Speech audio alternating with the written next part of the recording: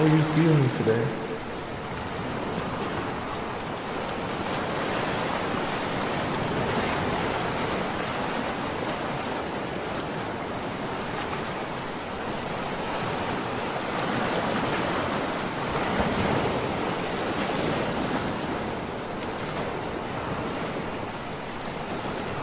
Do you feel fulfilled in life?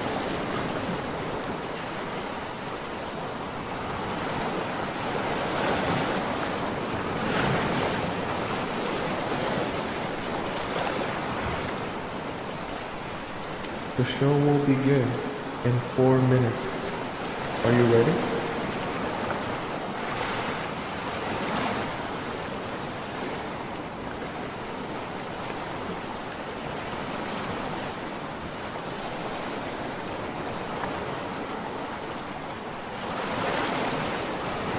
When was the last time you felt betrayed?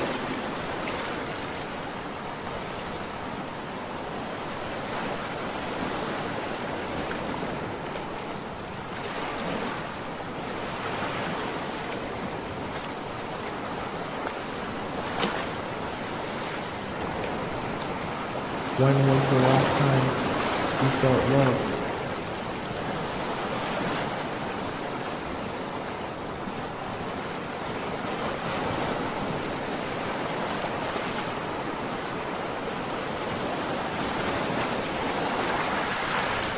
The show will begin in 3 minutes.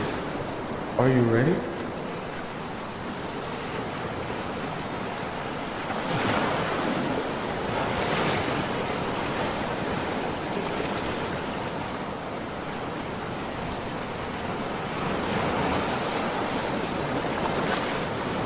What did it feel like to be in love?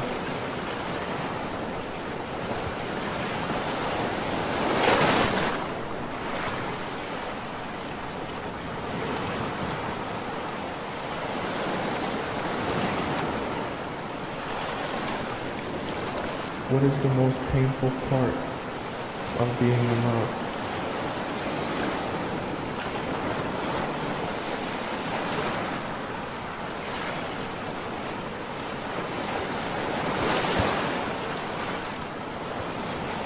The show will begin in 2 minutes. Are you ready?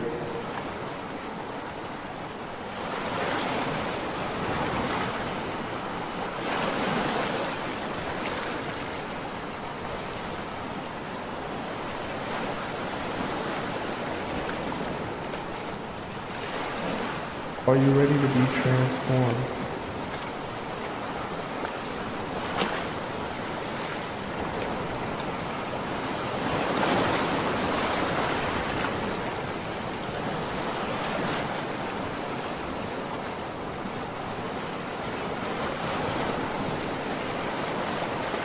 Are you ready to make a change?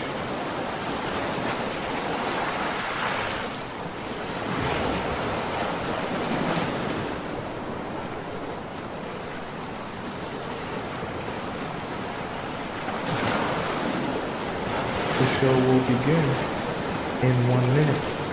I hope you're ready.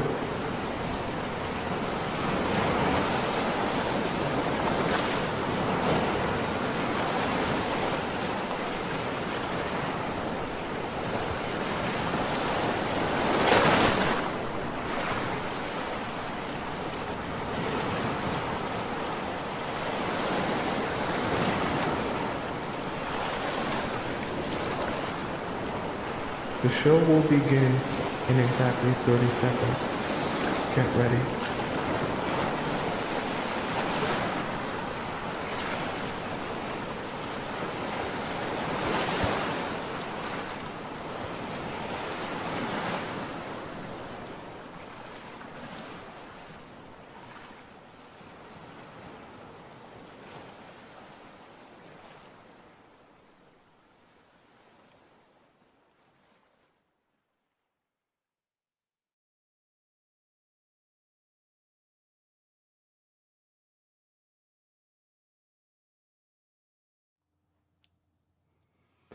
Do you feel like sometimes you truly just don't understand men?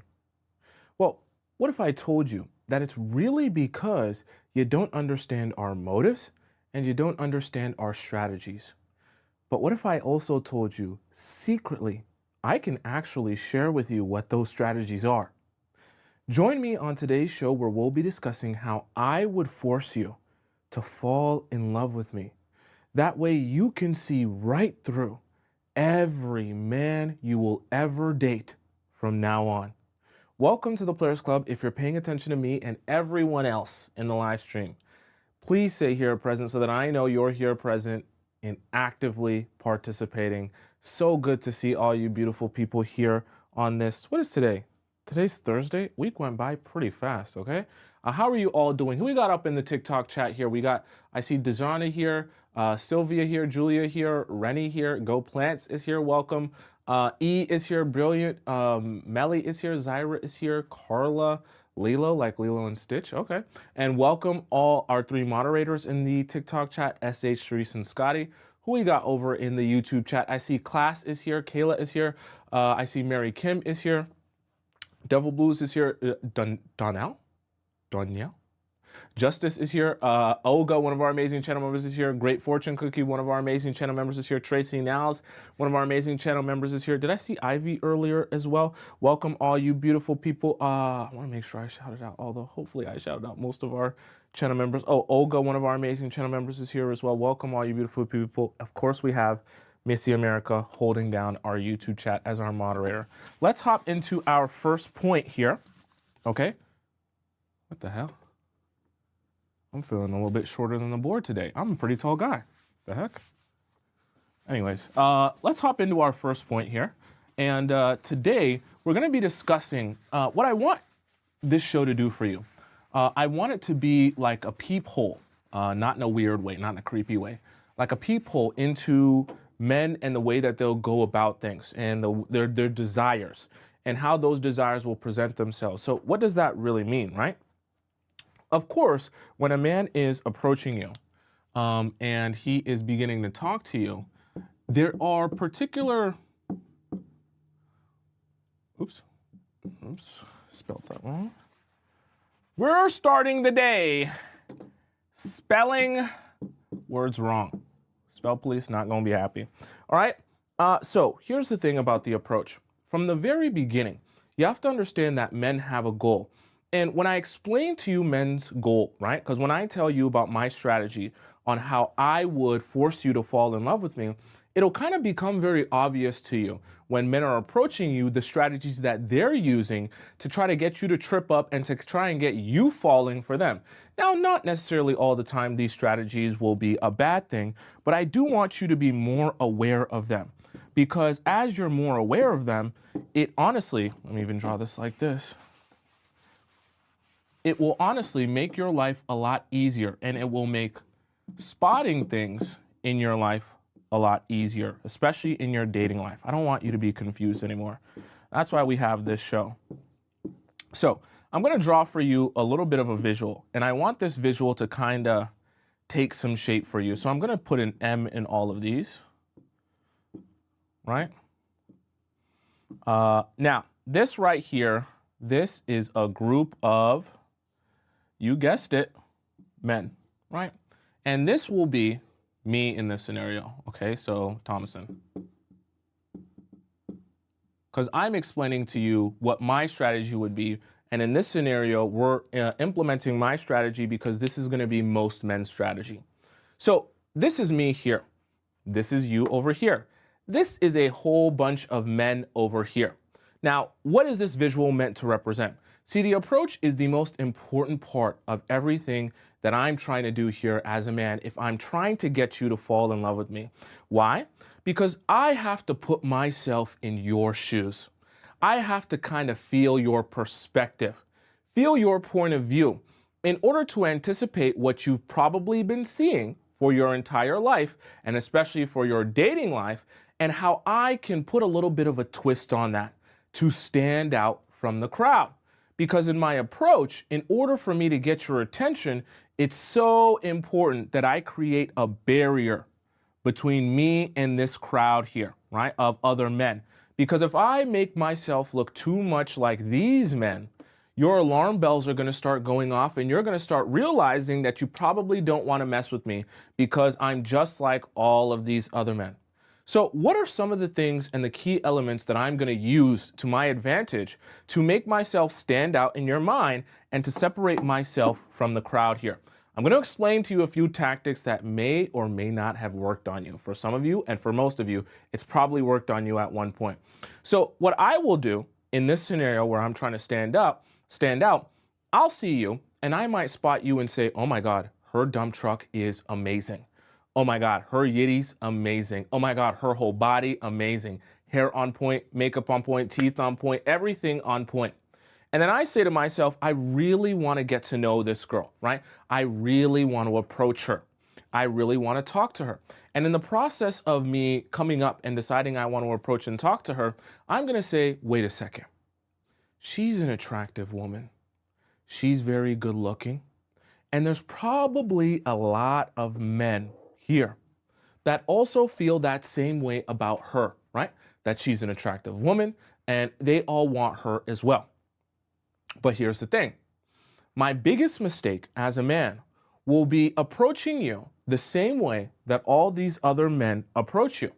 Because if I approach you that same way, what's the first thing you're going to do? You're going to categorize me in the same category that you've been categorizing all the other men in your life that you've probably said no to, which is exactly why you're single.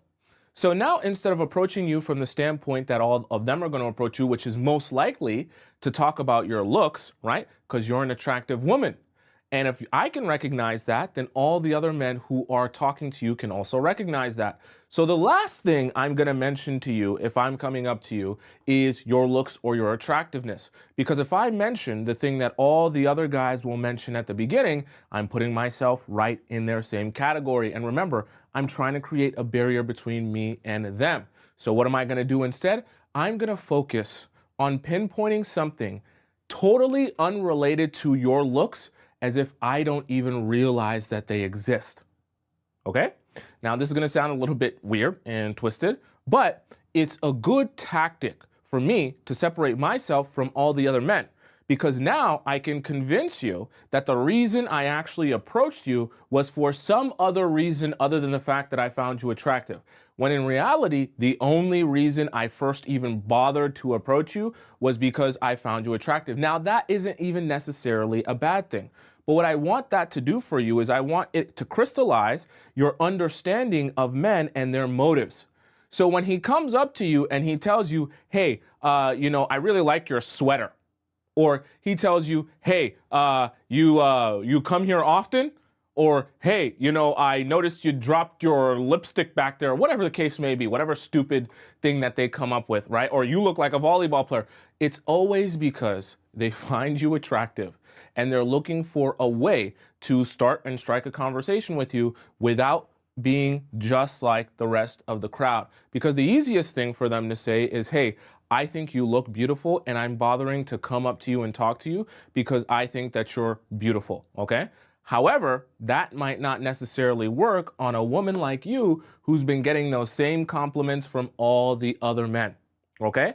So when I start off this approach, I'm already setting the stage that I'm different, okay? I want you to remember that because this is a very important part of everything that's going to happen from here on. Me setting the stage that I am different from all the other men you've ever met is going to be critical in your understanding and the narrative that's going on here and how I'm going to use that to my advantage. Because remember, you're going to fall in love with me after this, but you're not even going to realize that it's happening until it's actually happened. So as I'm talking to you, I'm going to make sure that everything I say and all of the conversation that we have is as far away from the crowd as humanly possible. Okay? Because I don't want to seem like or come across like any of those men. So I'm going to talk about things completely unrelated to that. In fact, if I really recognize that you're a super attractive woman, the last thing I'll do is compliment you and I might even diss you instead, right? Because they all might say things like, you're so hot. And because I'm trying to stand out from the crowd now, I might give you a little banter and say, you're aight, like the kids would say, right? And give you a little banter. I'll put an LOL here so you guys can understand. It's a little jokey joke, right? And these are the type of things that I'm gonna do because I'm trying to stand out from the crowd. I'm trying to make you feel like I'm a little bit different than all the other men. Are you seeing what's going on here? Now, let's hop into our point number 2 after the approach, okay? So let me even say this. Let's assume that this approach goes well. We have a conversation. You now are buying into the idea that I'm a little bit different than all the other men that you've ever met before, right? As I'm painting this narrative for you. And some way, shape, or form, I end up being able to get your number and get you out on a date, okay? Now, we're going to hop right into our second, I guess we can call it stage. Because once I get you out on a date, the strategy changes because my motive here, right, is adjusting and taking its place, okay? I know it sounds very conniving, like an evil plan, but this is an evil plan in the sense that I'm trying to get you to fall in love with me. So there has to be a strategy here, right? So second part of my strategy is the date, right? This is very important. I've approached you now, and I've set the stage for the fact that I'm different. This relationship is different. This vibe is different. The kids love vibes. They love it, okay? So let's hop into this next point, which is gonna be a very interesting part of the relationship. And this will make a lot of sense to some of you because we've talked about this before. And now you're gonna kind of see it in action being used against you in this sense. So we have you over there, and then we have me here, right? And what I'm drawing here, or attempting to draw, is essentially what we're going to describe as the book. The book of you, and then the book of me, okay? Now, these are our books. What do I mean by our books? When we go out on this first date, right? This is a very pivotal point in the relationship. This is our first chance to understand what our dynamic is and to get a little bit of an understanding of each other. So what I want to do on this first date, those of you who are OG members know where I'm going. I'm going to get you, okay, to give me the play-by-play on you. I want you to tell me all of your dreams. I want you to tell me all of your history. I want you to tell me all your fears. I want you to tell me everything about your life, your job, your family, and your friends. Oh boy, so much for me to learn. And as I'm learning all this, I'm taking in as much information as I possibly can. Two things are happening simultaneously. One, I'm able to get a great understanding of you and what your desires are, what you need, and what is the most important thing to you. Because as you talk about all of these different topics in your life, I'm able to start pinpointing some themes. Let me give you an example of that. Let's say you start talking about your life and you start going into the fact that, you know, your relationship with your mother and your father and your siblings is so important to you because family is so big for you. And you really, when you're looking for a new partner, you're thinking about someone who also cares about family because you want them to be close to your family. And you tell me how your past relationships haven't worked out because your family didn't accept those men. And they weren't really keen on creating a bond with your family. And you've always envisioned a place where you can be in your romantic relationship where your partner feels like they're part of your family and your family accepts them as if you were one of theirs, right? So you talk about that at length because that's how you feel. And that's how you feel towards a relationship, and those are your desires. Now, I'm starting to get an understanding of your book. I'm able to read through your book and better understand you. But remember, this strategy is about how I force you to fall in love with me.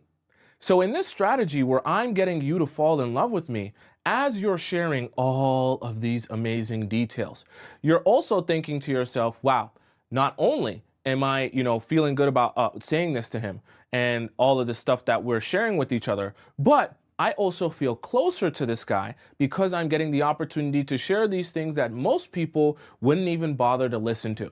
And as you're talking about this, I'm listening so intently and making it seem like I'm really interested in what you have to say. And then you ask me things like, because I'm asking a lot of great questions, you ask me things like, what about you? And you say, and I say, oh, well, with me, I just am really looking for a lot of things, right? You learn a lot about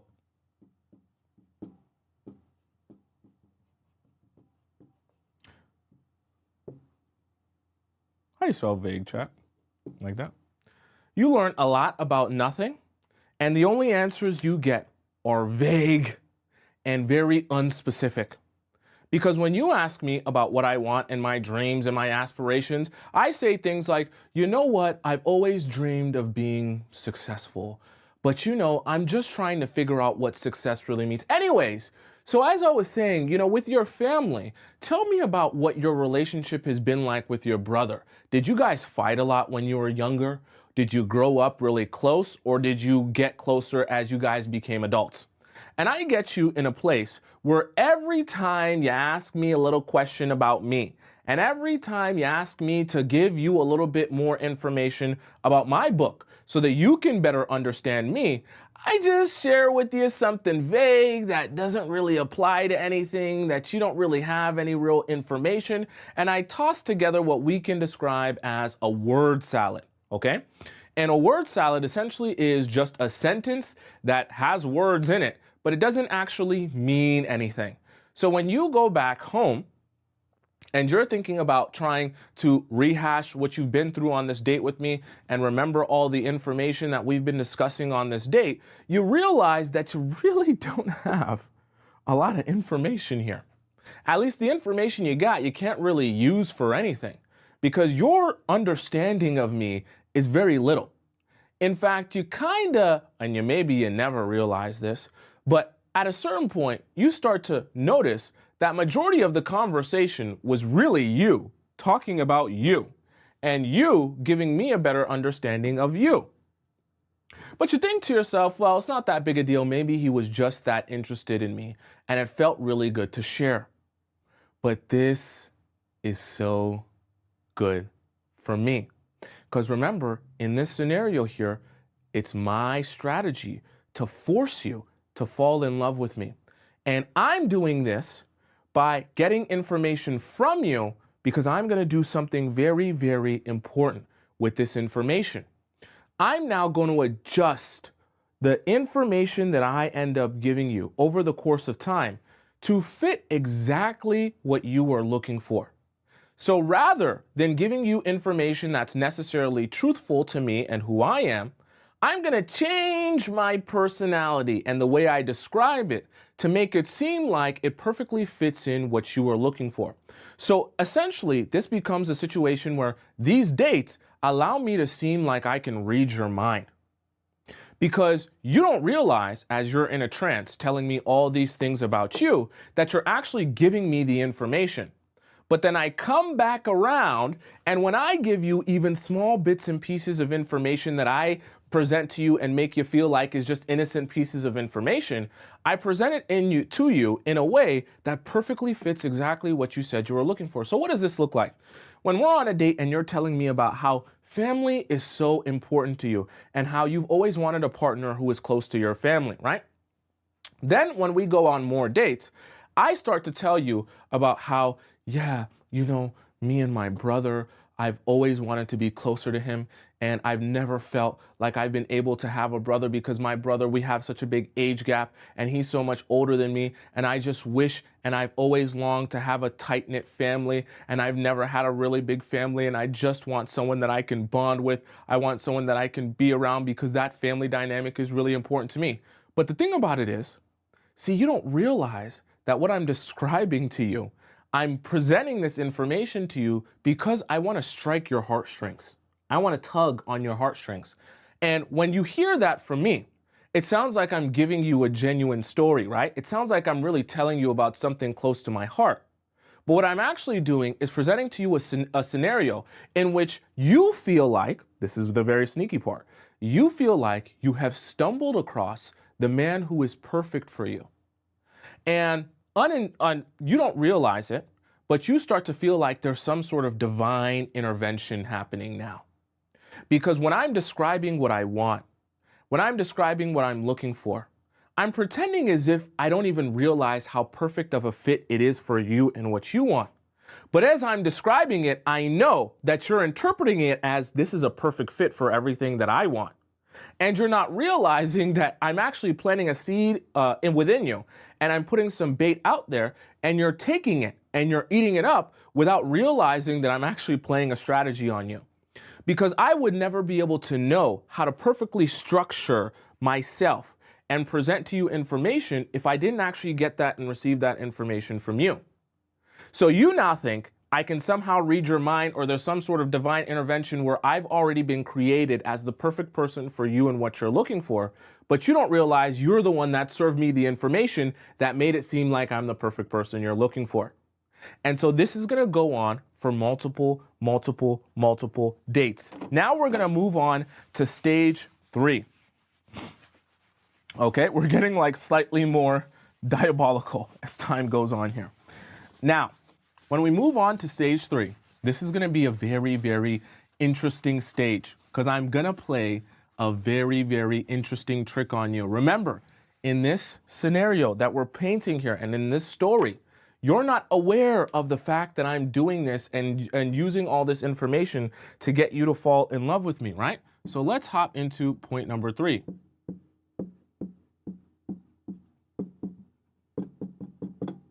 Okay? The presentation, all right? Now, the presentation is really important for me because 2 things can happen, and one of them is a grave mistake as a man. See, I don't want to make this mistake. When I present myself to you, I have to be aware of the things that can seem like red flags to you. Remember, I'm doing all this to force you to fall in love with me. I don't want you to realize that I'm using a strategy on you. So at this time, my presentation has to seem authentic enough that I can get you to believe in it. Okay? So what do I mean by that? Instead of making this mistake that most men will make when they date you, that will actually alert you to something going on, most men will present themselves as being perfect, right? They'll say, I do nothing wrong, and I make no mistakes, right? Now, you might think to yourself, yeah, that's a classic stage of narcissism, a man that thinks he's absolutely perfect and thinks he can do no wrong. Yeah, I can spot that from a mile away, and I avoid those men. But see, this is where the tricks come in, because my presentation is not going to come across like this. If I know I want to force you to fall in love with me, my presentation is a little bit more sneaky than this. Instead of presenting myself as the perfect man, I present myself as what we can describe as a flawed man. Now, what does that really mean? You might think, well, Tomisin, are you telling me that someone just telling me about who they are and their mistakes is bad? Let me explain to you the type of flawed man I will describe myself as, right? So I'll say I make small mistakes. And I'll make mistakes, this is going to sound weird, sound good. Now, what I'm teaching you here, or what I'm letting you in on, is a new era of trickster and manipulation that goes past what is easy to spot. So it's easy to spot the guys who are manipulating you by telling you how perfect they are and telling you how they don't make mistakes. That's a lot more simple to see happening when you're on a date with a guy, right? But what a lot of guys will do now is they'll tell you the mistakes that they make, but they'll make those mistakes almost sound like they're not mistakes. Let me give you a perfect example of that. So let's say you start asking a guy, what are some of the things you think like made your last relationship go wrong? Okay. A smart man is not going to say, oh, it was all my ex's fault. She did this, she did that, she did this, she did that. A smart man who knows how to manipulate you properly is going to say something like, you know what? Where I went wrong is loving too hard. I'm going to say it one more time because some of you miss it when they say it. Some of you don't hear it and you're just like, oh, that sounds so sweet. I made a mistake in loving too hard because I'm someone, when I meet a woman, I get so invested and I fall so hard and I'm so passionate that sometimes it comes across the wrong way. And I think my pure, intense, deep love for that woman pushed her away. And by the time I finish my story on how intense and deep and passionate my love is, instead of you thinking, oh, maybe I should reconsider dating you, you're actually crying now at the table and shedding tears for me because you're like, oh my God, what a sweet man that would admit to me how flawed he is and the mistakes that he could make in a way that it's like, oh my gosh, it's just so sad because I know what it's like to love someone so hard and so much and feel betrayed and abandoned. That's the trick. Because now I'm presenting to you a situation where you feel like I'm being authentic with you, where you feel like I'm not presenting myself as the perfect man who doesn't make mistakes. But the truth of the matter is I'm not really telling you the real mistakes that I make. I might be someone who, of that passion, I punch walls. Of that intense love, I called my ex names, I threw her out, I ripped up her clothes, I did crazy stuff to her. But I describe it as intense passion and love because I know if I describe it as abuse, you're probably not going to want to be with me.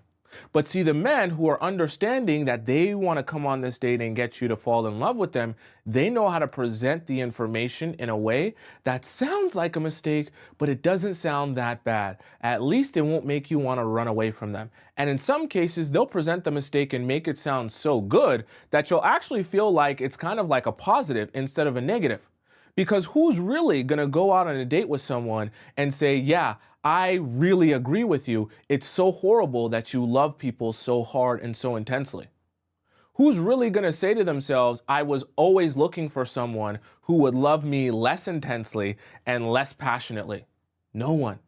But when I can make you feel like it's one of the deep, dark secrets in my heart and one of the biggest mistakes that can come through, now you feel like you found someone who is just slightly flawed, but flawed in a way that you can still work with that. Okay? And this is part of the mistake. See, even sometimes the really smart men will come to you on the dates and they'll admit to you some things. Now, I'm not saying you have to be a pessimist and always believe that bad things are to come, but what I want you to understand is there's always a motive here. And especially when you're first meeting someone, you need to give yourself space to really see what people are about. And a lot of times, even when people will admit to you their downfalls or the character traits that they're not so fond of on those first couple of dates, what you won't realize as you're hearing that is that they're probably understating that information. Because most people aren't going to come on their dates with you and tell you how horrible of a person they are. I'm not saying that every single man you go on a date with will be a horrible person. All I'm saying is understand there is an incentive to keep the flaws to a minimum. Or at least when he presents them, to give them a nice, soft, cushiony landing. That when they fall on your ears, they don't sound as bad. So keep that in mind when you're dating men, because remember, This is part of my strategy. And so far, so good. It's working on you. Now let's move on to our fourth point here. When it comes to strategizing and how I'm going to force you to fall in love with me, okay? I presented myself as flawed and I've presented myself as authentic, right? In the way that I describe myself. So now your guard has been let down, all right? So let's hop into our point number 4.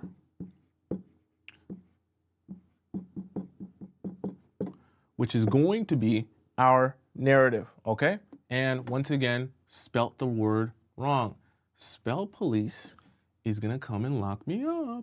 All right, so narrative, very, very important. Let's draw me here. I'm making you fall in love. We're gonna draw a road here. And this is a really, really interesting thing here. See, narratives are so great. And in this situation, narratives are perfect for me and my goals. I have to paint narratives from the very beginning, and I have to be very meticulous and calculated with the narratives that I give to you, because these seeds are going to grow trees of life in your mind. In this scenario, I want to paint for you a narrative, if I'm trying to get you to fall in love with me, that in all of my relationships, I have been solely focused on marriage. That's all I care about, that's all I want, and that's all I invest my time and energy into. Why am I doing this? For a very specific reason that will become crystal clear to you at the end. But for now, I want you to believe in this idea that I'm only doing anything for the purpose of marriage. I'm also going to start creating this narrative in your mind that, and this is really interesting, the only time I have strayed from that pathway is when I have met people who are not on the same wavelength as me, like my ex, who wasn't looking for the same type of investment that I was. Because remember at the beginning, right, or earlier in my strategy and in my presentation, I presented a scenario in which I am flawed, but my flaws aren't really flaws. They're more like flaws in a sweet, kind way that'll make you shed a tear. And one of the things that I mentioned at flaws in my earlier stage was that, oh, I love people too hard. In fact, I love so hard that sometimes it pushes people away. But now, that narrative, right, that smaller narrative earlier, fits perfectly with this one that I'm trying to paint for you. And this is all going to work to my benefit, because now I'm going to tell you a story and paint for you a picture in which every time I invest myself in a woman, she always finds it difficult to show up for me the way that I've always been trying to show up for her. Because as I'm moving towards the road, to the destination here of marriage, there are women that come into my life who aren't looking to get to that same destination. And those women that come to my life have their own motives and goals, and they sidetrack me from this destination. Or what ends up happening is as I'm shooting towards that, as I'm investing myself to get to this point and working so hard, they abandon me, or they don't put their best foot forward. Or eventually I realize they're not as serious as me. Something very, very important is taking shape as I'm painting you this picture and I'm painting you this narrative. See, innocently, I'm making myself a sympathetic character in your eyes. As I'm making myself a sympathetic character in your eyes, you start to feel like my story, my life is a tragedy in which I am someone who has so much love to give, but no one sticks around long enough to receive that love from me. And that my seriousness towards getting to this destination has never been matched by any woman in my life. So now that you're on a date with me and I'm painting this narrative to you, you start to feel like, well, everyone else has never been able to be on the same wavelength as you. You've always been shooting for this place right here, and they've all been shooting for this place right here. You've invested while they have not invested. You've been serious. I'll even put this here, right? You've been serious while they have all been unserious. So now, chat, I want you to answer for me. What would you be thinking about when you hear this from me?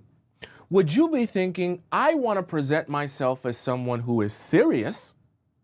Or would you be thinking, I want to present myself as someone who is unserious? This is where I want you to participate at this stage. And tell me, where would your mind be having all this information so far? Would your mind be in a place where I want to present myself to this guy as someone who is serious? Or would your mind be in a place where I want to present myself as someone who is unserious? Sneaky says, I want to run at this stage.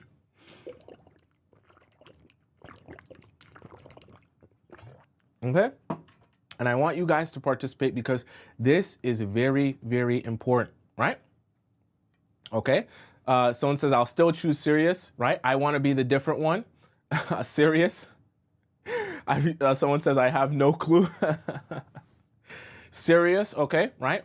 Prove to him that I'm serious, okay? He presented himself as serious. Perfect. This is great. And the reason I wanted you all to participate is because I want you to see how when I strategize and present a particular narrative and story to you, there really only is one option. But you don't realize you only had one option. But the thing about narratives, and now we're getting a little bit deep into psychology here, but this is where I really want you to understand what's going on. The thing about narratives is when you paint them and structure them the right way, you can actually make people feel like they're making a choice that wasn't actually a choice. Because remember, we came on this date, and there's an understanding that if we're on this date, we're doing it for the purpose of building a relationship. And when we come with that understanding, and I know that that's your understanding as well, and I structure this narrative in a particular way, there really isn't another option here. There really isn't an option to present yourself as unserious. In fact, what I'm actually doing by painting this narrative for you and allowing you to make what you think is your own choice, I'm actually making it really obvious that the only thing you have to focus on is presenting yourself as serious as you can possibly look. And before, when I was the one approaching you, when I was the one courting you, when I was the one trying to get you and show you how I want to be with you. Now, I've just created a narrative that you've chose to believe in, and you've now made a choice that, oh my goodness, this man and who he is and what he's like, I need to make sure, right? Because remember, you think you made your own decision. I need to make sure that in this specific relationship, I present myself to be as serious as I can possibly be. So then when you make that decision, a lot of things change. Now, rather than you being the one on the date evaluating me and everything that I'm doing, because when you're evaluating me, you're now able to actually make choices. And you're able to say to yourself, do I like you? Do I not like you? Is this working for me? Is it not working for me? Do I like the vibe? Do I not? Now, instead, your whole aura and mind is fixated on, I need to make sure I don't look like these women, right, that have been in his life, and I look like the one woman who is serious in his life. Now we get to our final stage, okay? Now that I've painted this narrative for you, and I've allowed you to make what you consider for yourself to be a choice, this is part of the psychology. I've made you feel like you've chosen to take this relationship very, very seriously. to invest yourself heavily in this relationship. Now I want to paint you a picture that will crystallize how this will all take a turn, no pun intended. So we're going to have here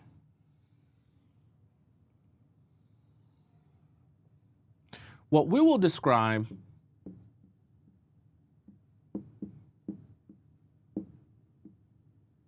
make sure I spell this right.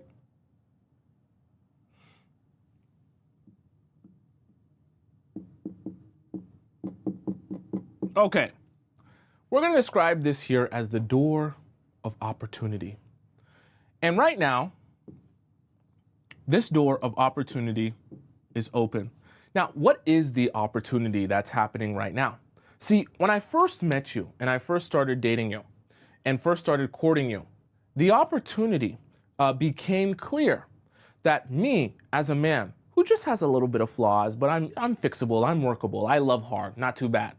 And someone who also has a lot of the traits of a man that you're looking for, because remember, you like a man who can really be involved in your family, and I told you that's exactly the type of man that I am.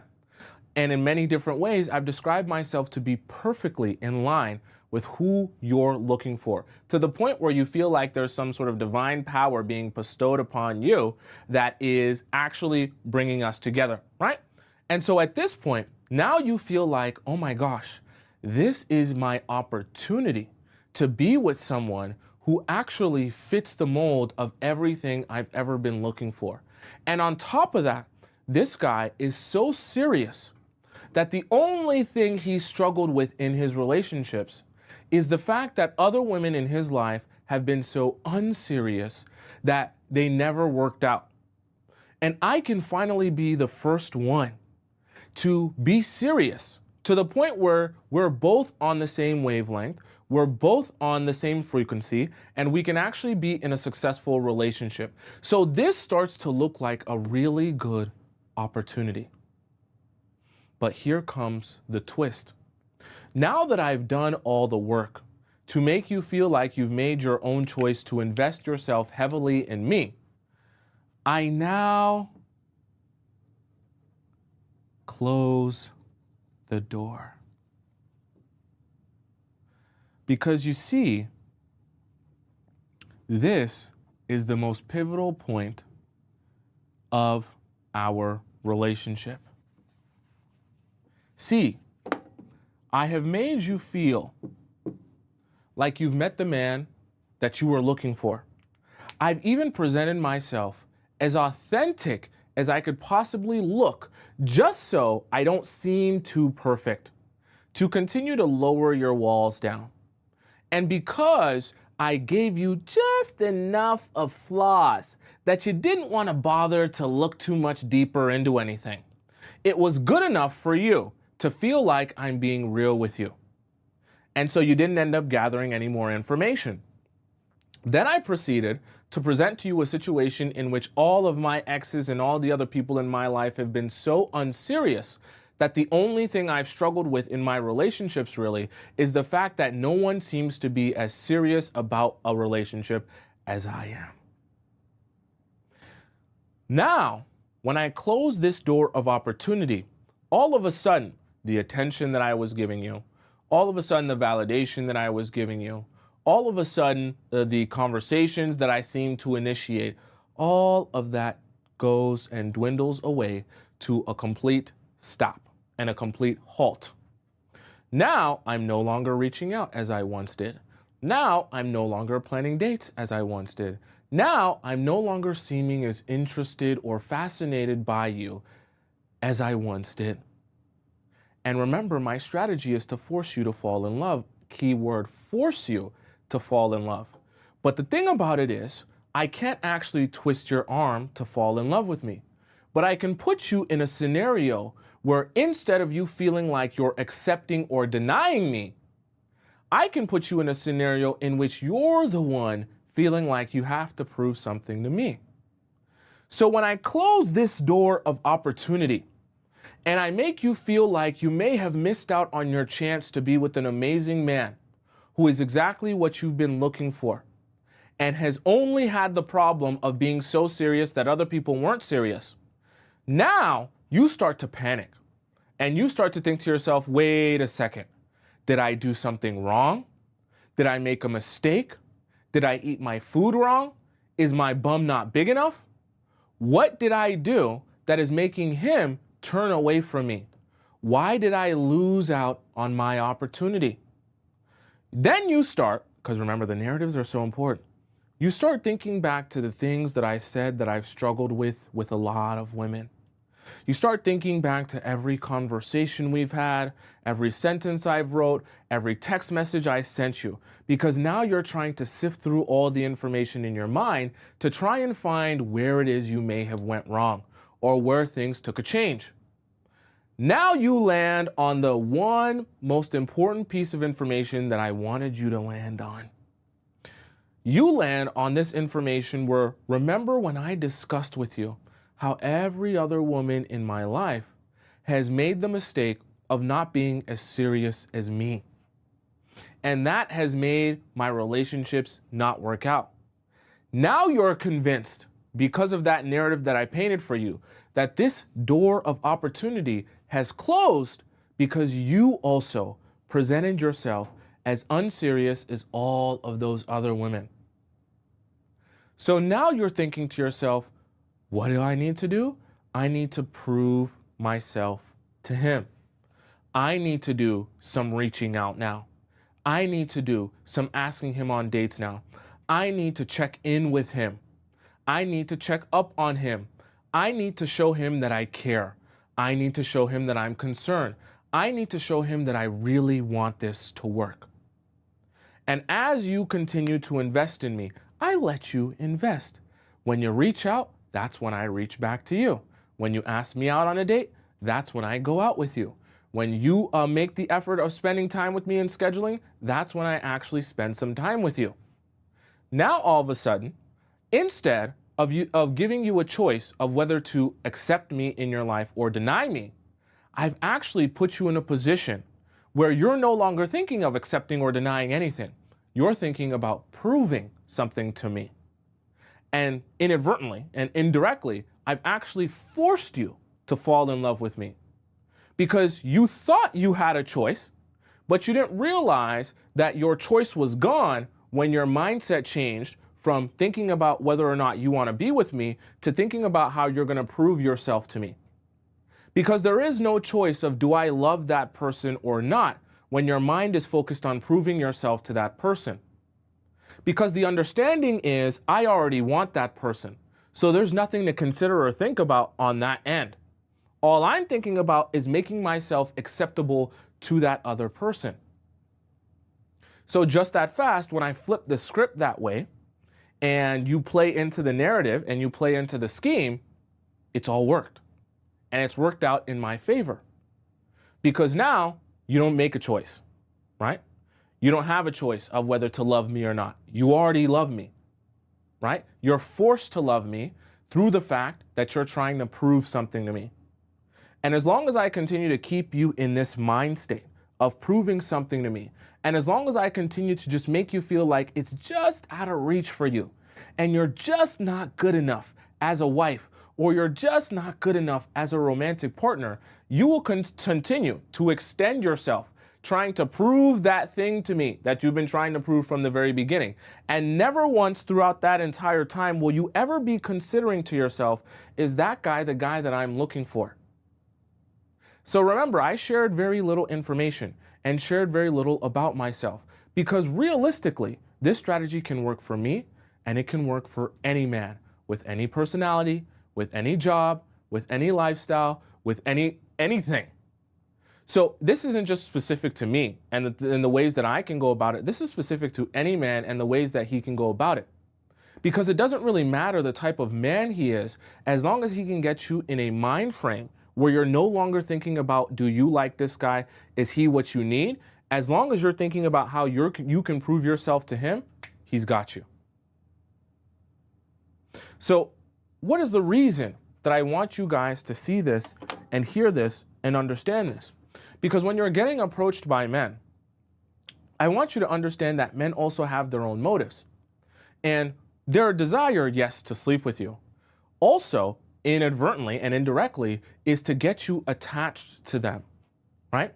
Because the more attached you can be to them, the more they can receive from you. I'm not just talking about receiving sex from you. I'm also talking about receiving girlfriend treatment. I'm also talking about receiving just someone who cares and will invest in them while they don't invest a lot in that person.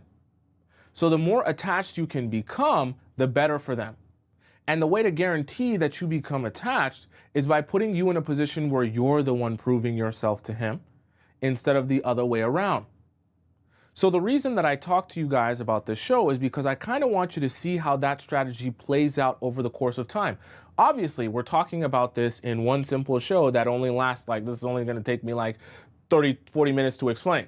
But obviously, this is happening over the course of weeks. But I want you to realize how this process happens, because for some of you, when I finished up with the last little point here, you're coming to some realizations that, oh, I see how that works now. I understand what happened here. I understand how things flip, because I know for some of you, and you can let me know in the chat, I know for some of you that when you are in a relationship, you start off with a guy pursuing you, and then somehow, some way, it ends up in a position where he's no longer doing anything for you, and you're doing everything for him. And you're thinking to yourself, how did I get to this point? Because I remember a time where I literally barely even gave him any attention, and he didn't even seem to matter to me. And I don't understand how I'm here now, and he seems like the most important thing in my life, and he doesn't even seem to care. He used to be the one chasing after me, and now I'm the one desperate, and he doesn't even seem to notice me, right? But you don't realize how subtly this happens over the course of time. But this is the exact strategy that they're using, okay? Right? So someone said at least his IQ is at 250. Do you guys have any questions about what we just discussed here today? All right. I know for some of you that was a little bit scary, but I do want you guys to see this, I guess we could say strategy in action, so that it makes a lot of sense to you. Hillary says, explain the strategy again. We had a long conversation, but don't worry. The whole strategy that I explained is available on my YouTube channel. So just go up onto my YouTube channel. It's just above my head on the right, top right corner of the screen for you guys on TikTok. Type in my name, Tomisin on YouTube. I'm live there at the same time as I'm live on TikTok. And you can rewind it and watch the entire strategy as I described it, okay? Don't worry, it's always there for you, right? Tracy Niles donates $20 in the YouTube chat. Thank you so much, Miss Tracy Niles. I appreciate you and all of you who donate to the show. Thank you so, so much. LP Baby says, Tommy, I'd be scared to get attached and fall in love with you. Chat, you don't have to worry about that. But I am explaining to you all how, not just me, but how a lot of guys will go about this. I'm personalizing it a little bit so that you guys can better feel the story and feel the narrative and feel how it plays out. But it's not just me that will use this. Other guys will use this same strategy on you, okay? Obviously, I'm the teacher, so my strategies are going to be very potent. Okay? Fashion says, what if he put in effort, so I put in effort, but he don't like that I put in effort, so he stops, he's not putting in effort. It's kind of the same ordeal, right? It's the, give and then give enough just to kind of get you giving in the spirit of giving. And then all of a sudden he kind of takes that back. And as he takes that back, you're already in a place where you're committed to putting in a lot of effort, right? It's a similar strategy. Okay. Someone says how to withdraw from that strategy. You have to date men from a detached standpoint. And a lot of times you have to at the very beginning, you have to come to your dates with an already existing understanding that if you don't try and control the narrative and also focus on getting the answers that are important to you, those guys will be the ones playing you. I know that this sounds like a huge game. Unfortunately, it is. But when you go out on your dates, you can't assume that all of those men have great intentions. So one of the first ways you're going to combat that is by going on your dates and asking questions of men. See, a lot of times men aren't prepared to go out on dates and have to answer a bunch of questions. They're used to leading the conversation. But the problem is when they lead the conversation, they get to be the ones getting a lot of information from you while you don't really receive any information. You might feel good yapping and yapping about yourself on those dates, but you don't walk away with any deeper understanding of that guy. And you also put yourself in a more vulnerable state to get played by a man. And I hate to say it because I make it sound so horrible, but the worst thing you can do is not have information and get played by a guy. Because the more you force a guy to spill on you, even though it can kind of feel frustrating because you're not talking about yourself, that makes it more possible for you to avoid getting played by that guy.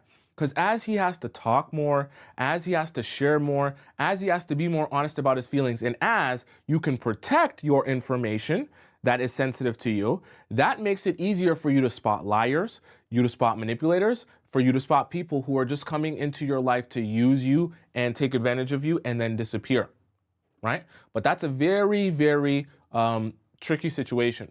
When you start doing that, you have to make sure that you come on that date with the right energy and you come on that date understanding that I need to leave here with information. I can't leave here to just feel good. Or I can't come on this date to just feel good. Because that's the easiest thing to do. You just want to come on the date. You just want to feel good about yourself. You just want to feel a vibe and you don't want to think about anything else. Unfortunately, the men that use these strategies, they're really good at making you feel a vibe, right? Because I'm talking about this in a very systematic way. So it's going to feel very, logical and analytical, right? It's not going to feel very romantic. But when a guy's actually doing this with you, he's going to throw the sauce on it, make it romantic, make you feel like you're vibing. And it's going to be easy to not notice that this is happening. Okay. Someone says, are there more strategies? I talk about all the strategies on my YouTube page. That's what this entire page is about. Okay. Blue says, if it doesn't work on us, then we'll have, oops, let me see what you said here. You guys very active in the chat. If it doesn't work on us and we don't have pineapples, does the guy claim he loses and moves on to the next easy target or try harder to make you fold? Well, a lot of times, guys are only trying to put as much energy as they need to get what they want. And most of the time, I'll just be real with you, once they realize that the strategy is not working, they'll just move on to someone where the strategy works. Because all you amazing members of the Players Club, you're becoming really smart, really intelligent, really understanding of men and their ways. So when it doesn't work on you, just also understand that you're in the minority of really smart, really intelligent people and women who understand men's ways. So the rest of the women who don't watch the Players Club won't be understanding of that. So this strategy will work on them. So most of those men will just move on to those women, right? When they realize that this strategy doesn't work. Danielle says, I feel like this describes codependency, something I'm trying to heal from. It's actually precisely why this strategy will work even better on certain types of women. Okay, and I hate to say it like that, but men begin to understand that if they want to manipulate and they want to extract, they should be looking for a particular type of woman. And through the process, see, this is why I tell you all, information is king. It is the most important thing that you can ever be fighting for whenever you start dating someone. Because when men are dating you, they're also getting an understanding of if you're the type of woman that these strategies can work on. So when they go on dates with you, they want to make sure that you're palatable enough, that they can plant seeds in you, that they can get you to believe in things, that you're a little bit gullible, that you maybe have low self-esteem, that you're insecure. They want to be sure of those things. And the way that they're sure of those things is by gathering more and more information from you.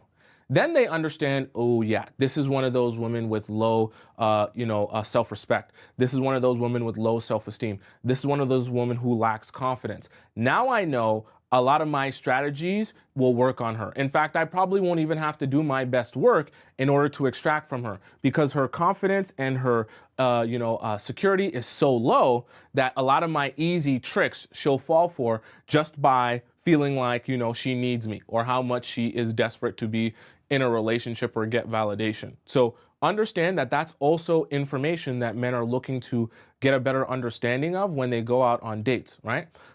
Because it's valuable to them. They might waste a lot of time trying to do these strategies on women who have confidence, have self-respect, and know men's games. It's going to be a waste of their time. So why would they do that on women who have that level of understanding and intelligence? They'll go and do that on the women who don't and are more palatable and can be used that way, right? Isabel says he made me dependent, but he was never going to get nothing from me, so I won. There you go. There you go. Marianne says, Tommy, the men that are doing this to us will indeed be an oppressed woman in their next life. Damn, that's crazy. That's crazy. Where did they learn all of that? Nora says, well, it's learned behavior after the course of time, right? So let me just break this down in the simplest context. Men aren't necessarily evil people, but they're opportunists. So as they grow, right, their desire for pineapples, for sex, is going to lead them down a path of figuring out how they can get the most sex, and not even just sex, but also, get the most girlfriend treatment, get the most investment out of people, especially women, for the least amount of expended energy. So as they grow, they're always growing in their understanding of how to do that better and more efficiently and quicker.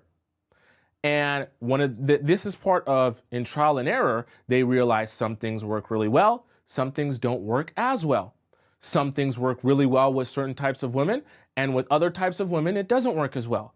So as they're growing in their knowledge and understanding, right, of how this works and how they can use this to their advantage, they're successful in some areas and they're unsuccessful. They, as some time goes by, they throw away the unsuccessful strategies and they continue to use the successful strategies until they grow to be like an adult, like they grow to be a 35, 40-year-old man, and then they're able to implement those strategies in a really smart and efficient way. Why do you think that men get to a certain age and they're 35, 40, or whatever the case may be, when they've really figured out life and they have so much experience, and they go right down to younger women, right? Like, that's obviously a whole nother topic in itself, but it's not just the looks and the youth. It's also the naivete of being someone that's more palatable, of being someone that they can kind of like, oh, I know how to use these strategies and stuff that you're not even thinking about. So when I come to you, and maybe you have low self-esteem, you're a little bit younger, you have less experience, and I've grown all these years in my experience with different women and in different situations, now I get to use all those strategies on you, and you have no way of counteracting that, okay? So that's kind of part of the play there, okay? Just to let you guys in on that secret, right? Sneaky says, I am turned off. Well, I would hope, chat, that this whole conversation doesn't turn you completely off, man. That's not my goal. But I don't want, see, the thing is, I love all of you so much in the Players Club that I don't want you to be living in La La Land, okay? And I mean that respectfully. What I mean by La La Land is I don't want you to be living in a fairy tale that every man you meet is really trying to marry you and take care of you for the rest of your life and do nothing but kind, sweet things to you. Simply because that's just not the truth. Okay? It's just not the truth. And you will get trampled by men if you're always walking into situations believing that that's the truth. I'm not saying that your belief has to be that every man is trying to take advantage of you, and I don't even want that. But what I want your mind to change is to a much more balanced and realistic place where you say, every man that I meet, I will give them an opportunity to show me who they are. But in the process of him showing me who they are, I will be very, very observant as to what I'm actually seeing. And I will not have a bias to either or. I'm not going to have a bias that he's going to be a bad man necessarily. I'm also not going to have a bias that he's going to be a great Prince Charming. I'm going to let him show me exactly who he is, and I'm going to observe that for exactly what it is. And that's all I'm going to focus my energy on. So yes, I might be excited and spend some time with him and be like, oh, this is great. But I'm also not going to allow the fact that I have some great moments with him to allow me to forget or ignore some of the things that he's not doing very well. And if it ever gets to a point where I realize this has become too much for me to realistically continue trying to date this person, then I will walk away from them. Because what I'm looking for is the situation that works for me and my happiness. So if ever comes a point that that man doesn't fit that mold of what my happiness is, I have to walk away from them, regardless of how I feel about the situation or who that man is. Okay? Does that make sense to you guys? I just want you to be a little bit more balanced in your approach. That balance in your approach will help you so much more in your dating life, all right? Because the truth of the matter is, the men will love for you to be living in a fairy tale all your life. Because if you're living in a fairy tale and they can get you to buy into the fact that this is your fairy tale with him, he can trick you, walk away from you, and then you won't realize it's a nightmare until he's already gotten what he needed. Okay? All right, chat. Okay, let's hop into our next segment of the show. Our next segment. Oh, by the way, I forgot to tell you. If any of you have a question for me, whether it be a question related to the show or not, make sure to send me in a private question if you have a detailed question that you want me to answer for you. Because I know some of you have situations that are very detailed, very specific. You can't just type it out here in 2 sentences, and I might not even see it. So send me in your private question by going into the link in my bio on TikTok or the link in my description on YouTube and click where it says private relationship advice. Send me in a question. It's like, consider it like a 24/7 hotline. You can type out your question as long as you want and send it in to me. No one else sees it except for me. And then I respond to you via voice message and I send it back to your email, okay? It's private, no one else sees it, but you can get some insight, some advice, or some perspective on your specific situation with the guy that you're either dating or that you might just be in a talking stage with to better understand what's going on here, all right? But for now, let's hop into our reaction segment. Our reaction segment is where all of you guys send me in TikTok videos and I react to them on the show here. We have some commentary about them. So we're gonna hop into that next. I'm gonna clean up a little bit. And while I clean up, we're gonna watch an intermission video. Today's intermission video comes from Matt Boggs. Matt Boggs is talking about how to set boundaries without being rude. I'm gonna come back to you guys in just a moment while I clean up, and then we will start our reacts segment. Everyone spam up headphone emojis and spam up camcorder emojis. We're getting this in 4K. Is to make a commitment to setting boundaries and keeping your standards. That commitment to yourself is the foundation of everything that you do. It's actually the groundwork that you're saying, okay, I'm going to commit to myself that I'm going to be the woman who sets a boundary, sets her standard in this relationship. Number 2 is to make friends with what boundaries mean. See, often we were raised in ways that, or maybe you've had experiences when you set a standard or you set a boundary, you did it in such a way that it actually repelled the guy. And so now you've got fear of loss connected to a boundary. So the more you like that guy and the greater the fear of loss, the less your willingness to stand up for yourself, the less your willingness to state what you really want, the less your willingness to actually assert a boundary or a standard because you're afraid I'm going to lose this guy that I really, really like. And so you got to reassociate what setting boundaries is in your mind so there's no resistance to it. Instead of you losing someone who could be great, know this, setting a standard or a boundary actually validates the greatness and the right partner that this guy is for you. In other words, if you set a standard or a boundary, let's just say you're not willing to sleep with him on the first date and he wants to sleep on the first date, right? And you set that standard for yourself. If he gets angry, if he gets mad at you, if he tries to shame you or like guilt you, he is not the right guy for you. Like, let that guy go. What a great test to see, does this guy have the character to match and respect your standards and boundaries? So know this, you're setting a standard is a filter that weeds out the bad guys, the guys who are not a good fit for you, and brings in the guys who are a great fit for you. So that's number 2, is to make friends with boundaries, because boundaries actually are a really healthy thing that help people build respect for one another. Number 3 is to decide in advance what your boundaries are. In other words, what are your standards when it comes to kissing? What are your standards when it comes to sleeping together? What are your standards when it comes to actually being committed and monogamous in a relationship with him? What are your standards? Whatever it is that you want for your love life, along the way, there are steps of getting more and more committed, more and more intimate in that relationship. What are your standards for where the quality of the relationship needs to be in alignment with those elements of the relationship? And if you would love help with this, if you've struggled with knowing what are my standards, what are my boundaries, and how do I communicate that, I'm going to post a link for you in the comment section and in the...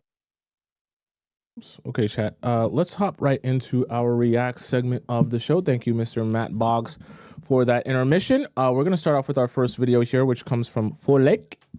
Is that a Nigerian name? Let's start it off. The reason why I could never do the whole friends to lovers pipeline, even though I love the idea of it, is because if you come around me and you're over 6 foot, dark skin, Nigerian, crazy build, you got money, all that, like, why would we be friends? In what scenario would we be friends? Baby, from the jump, you would know what it was. I don't want to be attracted to my friends. Like, why would I want to be friends with somebody who's literally my type to a T? Like, no, get away from me. I don't even want to be attracted to my friends. Like, no. The kind of person where, like, people don't grow on me. Like, it's either I see you and, like, it's given, like, oh my God, or it's just not given that. From the jump, if you fit the criteria, it's just no way we would be friends. Like, then just don't come around me then. Like, the reason why I could never do the whole friends to lovers pipeline. What's she trying to say? What's she trying to say? Let me see if I heard that right. Even though I love the idea of it, is because if you come around me and you're over 6 foot, dark skin, Nigerian, crazy build, you got money, all that, like, why would we be friends?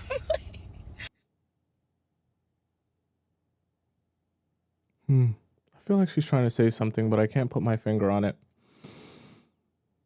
Chat, maybe that one. I think you might have to translate it for me. I don't get that one. So let's go on to our next video. I can't grasp what she's saying there. We talk a lot about love languages when meeting people. I would like to know, what's your conflict language?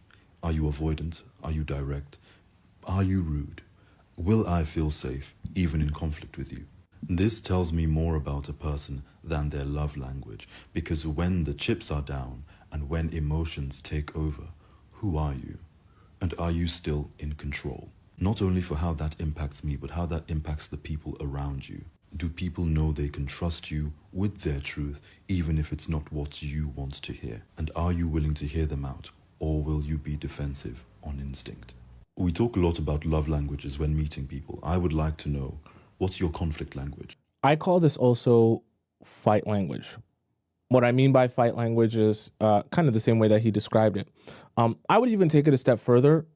When you're talking about fight language, I think it's an important thing to understand about people, because they also, sometimes people, when you meet someone, the same way you have a particular way that you want to be loved is the same way that you have a particular way that you want to be in an argument. What do I mean by that? For example, let's just talk about me. For me, my fight language, if I'm upset at you or something you did or just in general, I need to be left alone. Okay, like, I do not smother me when I'm upset. Do not try to force me to have a conversation with you when I'm upset. You need to just let me go into the other room or go for a walk because for me, I need to organize my thoughts. I need to categorize them. I need to filter through them. And then I need to be able to take my thoughts and figure out how I'm going to communicate my thoughts and feelings to you in an organized, efficient fashion, so that when you hear what I think and what I feel, you're actually able to absorb that and understand that. And also, when I communicate that to you, it's not laced with all of my emotion. So I need to go through that process on my own, and it takes me some time depending on the situation. So I have to be left alone. Every time someone will come to me and smother me and try to force me to have a conversation with them before I'm ready to, that process either pauses or takes longer, right? So for me, when I meet people and I'm talking to them about my fight language, I emphasize I need to be left alone. Not that, it's you just got to completely ignore me or whatever the case may be, but you need to give me space to come to you, because it's not that I'm not saying anything because I don't want to have a conversation. I do, but I have to have this conversation with you after I organize my thoughts, okay? Someone said, am I a Pisces? What do you guys think my sign is based on what I just described there? I want to see if you guys are actually good at astrology. If I just describe that that's my fight language, what sign do you all think that is right there? I'm curious.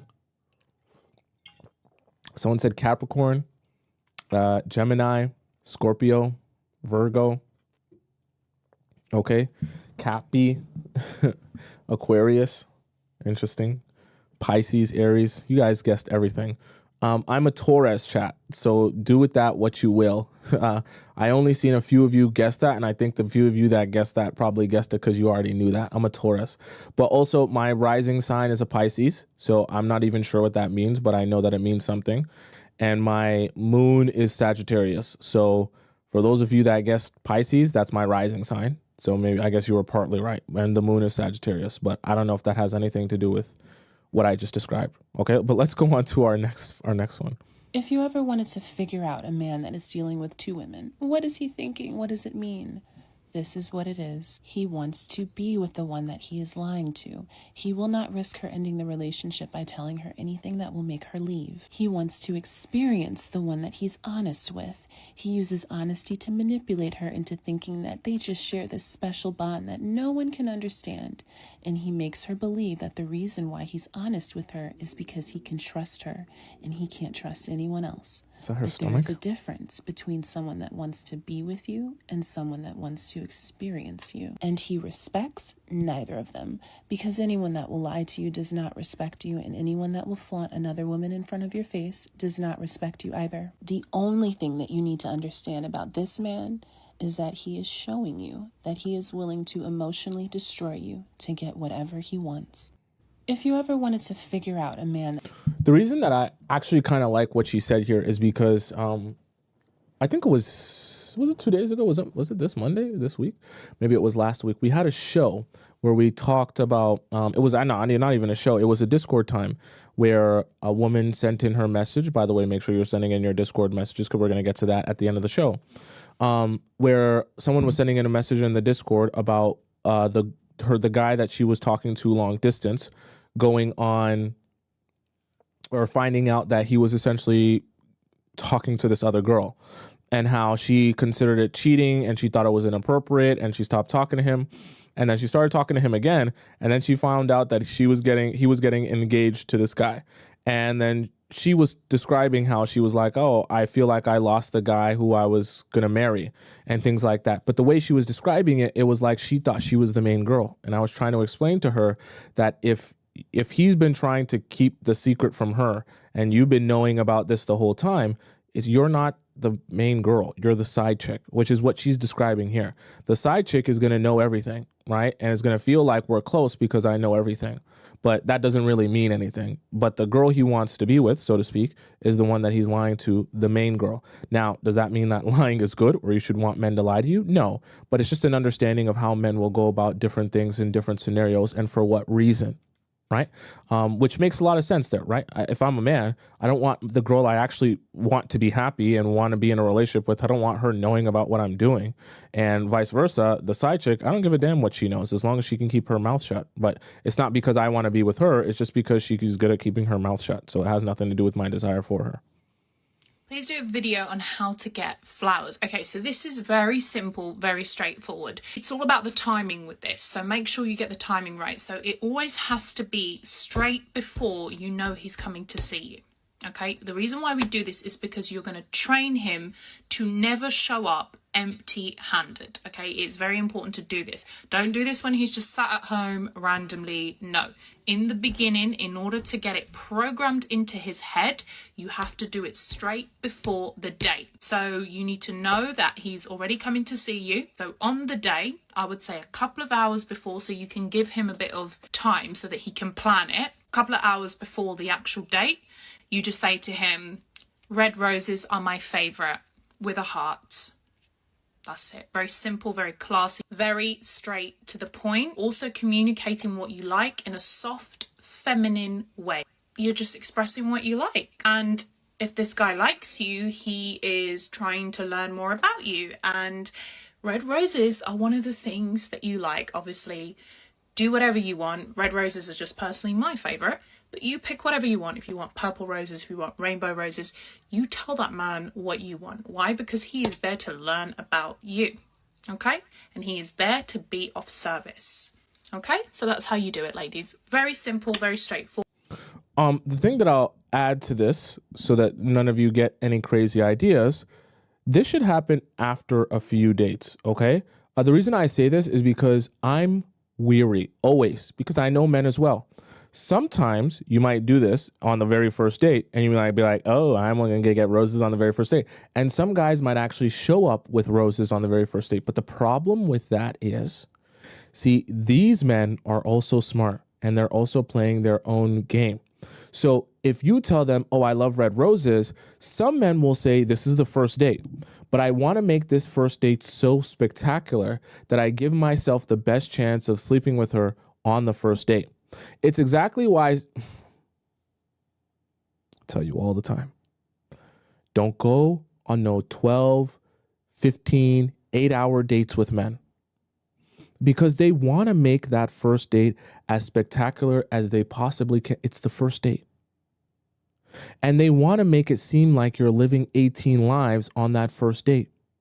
Because you want to know what happens at the end of living 18 lives together? You sleep together.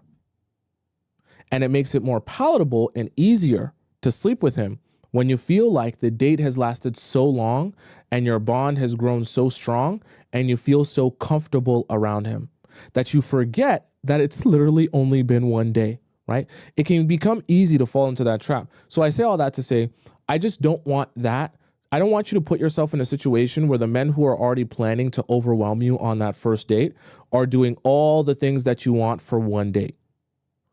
Unfortunately, the true test of a man is, can he sustain his level of intensity with you over the course of time? So I know it feels very enticing to get men to do this on the very first date, but I also know how that's going to affect your psyche. And I also know how men can use that to their advantage. So I would rather you mention this on the first date, right, in person with him, and you can even emphasize it, blah, blah, blah, blah, blah. And then as you're mentioning it, maybe multiple times in multiple different stories, whatever, however you want to do it, then you can see how he responds to that rather than doing it this way. Because I just feel like if you do it this way on the first date, you may get it, but he'll also be using this to pour on to all the intensity on that very first date. And then he'll try and get something out of all that intensity that he's putting onto you on that first date. The number one red flag when you are dating a guy. Now, if the guy you are dating shows this one red flag, he's got a board like me. You have my full permission to... This doesn't mean execute him. It means end things with him. Because if you don't end things with him, you are in for a lot of heartbreak. You are going to waste so much time on a guy who just gives you more anxiety. And guess what? You are just creating more trauma. Now, please listen to what I have to say here. Watch until the end because I'm going to save you years of heartbreak. Now, what is the number one red flag when you are dating a guy? I'm going to write it in red because it fits the theme. Now, the number one, by the way, why haven't you followed me yet? Hit the follow button. The fuck? Anyways, the number one red flag when you are dating a guy is...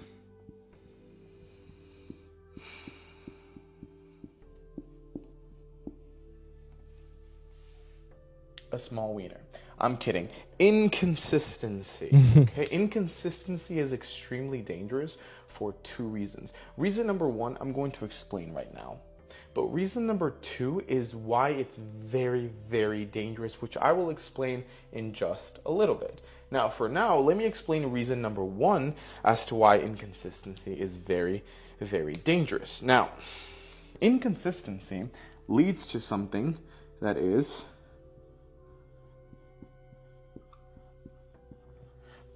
Inconsistency leads to confusion. Does he like me? Does he not like me? He will text me one day, then he will go cold for another 2 days. What the fuck is happening? I don't understand. One day he's hot, one day he's cold. Is this a Katy Perry song? No, it is not. It is your life, okay? So inconsistency leads to confusion. You don't know where you're at. Confusion leads to this. He put his whole body in front of that board. A bunch of games. Oh, well, he didn't reply to me in 2 hours. I'm not going to reply to him in 2 hours. Oh, he didn't do this. I'm not going to do that either. And can you guess what all these little games lead to? That's right. All these games lead to a bunch of... By the way, everybody's been bullying me because I I grab the board. Put your I whole lean on body in front of the to write board. on it. Yeah. The reason I do that is because, much like you, this board is unstable. So if Okay. I'll add my own 2 cents to this, right? So inconsistency, you know how we mentioned earlier, right? Actually, it's perfect that this video is after the other one. When you're experiencing something from a guy one time, that's great. But the reality of it is, you're never living in a vacuum, meaning you go on one great date with the guy one time or the first time or maybe just the first 2 times. That's not necessarily representative of how it's always going to be. And that is the mistake of dating sometimes, is having the expectation or making the assumption that when you start dating a guy, you're going to be dating the same guy that you're meeting on those first 2 dates forever. Because humans are what I like to describe as 3-dimensional, meaning they have many different layers. They're like an onion. And you gotta really get a real firm understanding of them only over the course of time, because then you get to see them in different ways. You get to see them in different lights. You get to see them in different situations, under different emotions or stresses. And in that time where you get to experience them all of those different ways, it becomes a really more clear picture of who that person truthfully is. So sometimes you can have guys who can be consistent with you for 2 dates or 3 dates. But then by the time you start extrapolating that out to a longer period of time, you start to notice that they can't sustain that level of intensity. They can't sustain that level of effort. They can't sustain that level of focus or nurturing for the relationship. And that's not going to work for you, because sustainability is really what you're looking for more than anything, right? How good are you at being the same person or bringing the same level of effort to our relationship all the time, not just some of the time when you feel like it or when you don't feel like it. That's a really important part of finding a good man, right? So Megan Fox recently said it best on the Drew Barrymore show. She said, "We're always attracting partners that mirror our childhood traumas and our belief systems on relationships that we watched in our parents," whatever that is. So you're either attracting a version of your father and take on the role of your mother, or you attract a version of your mother and take on the role of your father until you know. Megan Fox said this, that you attract someone who's like your father. So Megan Fox needs to explain something to me then.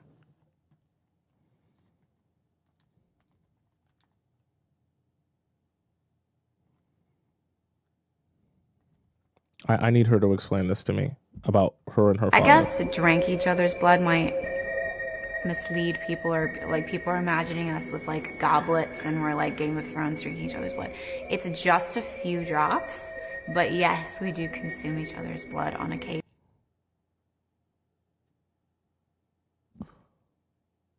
So you attract someone who's like your... For ritual purposes only. Drops, but yes, we do consume each other's blood on occasion for ritual purposes only.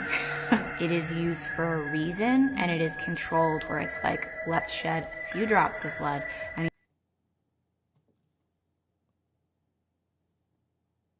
Just a few.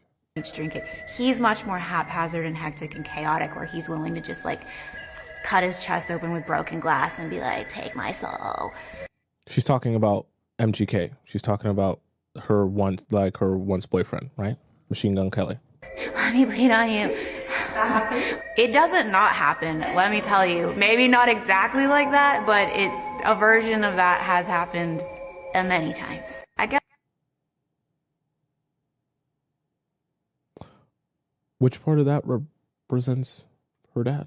If Megan Fox said that thing about... Yes, drink each other's blood might mislead. Anyways, sorry, it just made me think of that video, so I was just a little bit confused. Which part of that is this the father mother thing? Let me find the video here again. So Megan Fox recently said it best on the Drew Barrymore show. She said, "We're always attracting partners that mirror our childhood traumas and our belief systems on relationships that we watched in our parents," whatever that is. So did she watch her parents? Whatever. Either attracting a version of your father and take on the role of your mother, or you attract a version of your mother and take on the role of your father until you know better and can see the patterns and heal to then attract more healthy dynamics. It was super true for me. Think about your own relationships and see if it applies to you. I'm not saying that that isn't true, like to an extent. Even like you do attract. Your first love is your parent of the opposite sex, right? So that's a lot of times you're gonna be searching for people who resemble your relationship with that person. So jokes aside, I don't think that there's anything wrong with that statement. I just think it's funny having seen the other video before and her referencing Megan Fox, like that was the one that enlightened her about that. So it's just funny to me, that's all. My name is Mariam Hussein. I was born in 1921. I met John, a young white man from Europe who had come to Tanzania in search of adventure and purpose. I helped him navigate and settle comfortably into his new environment.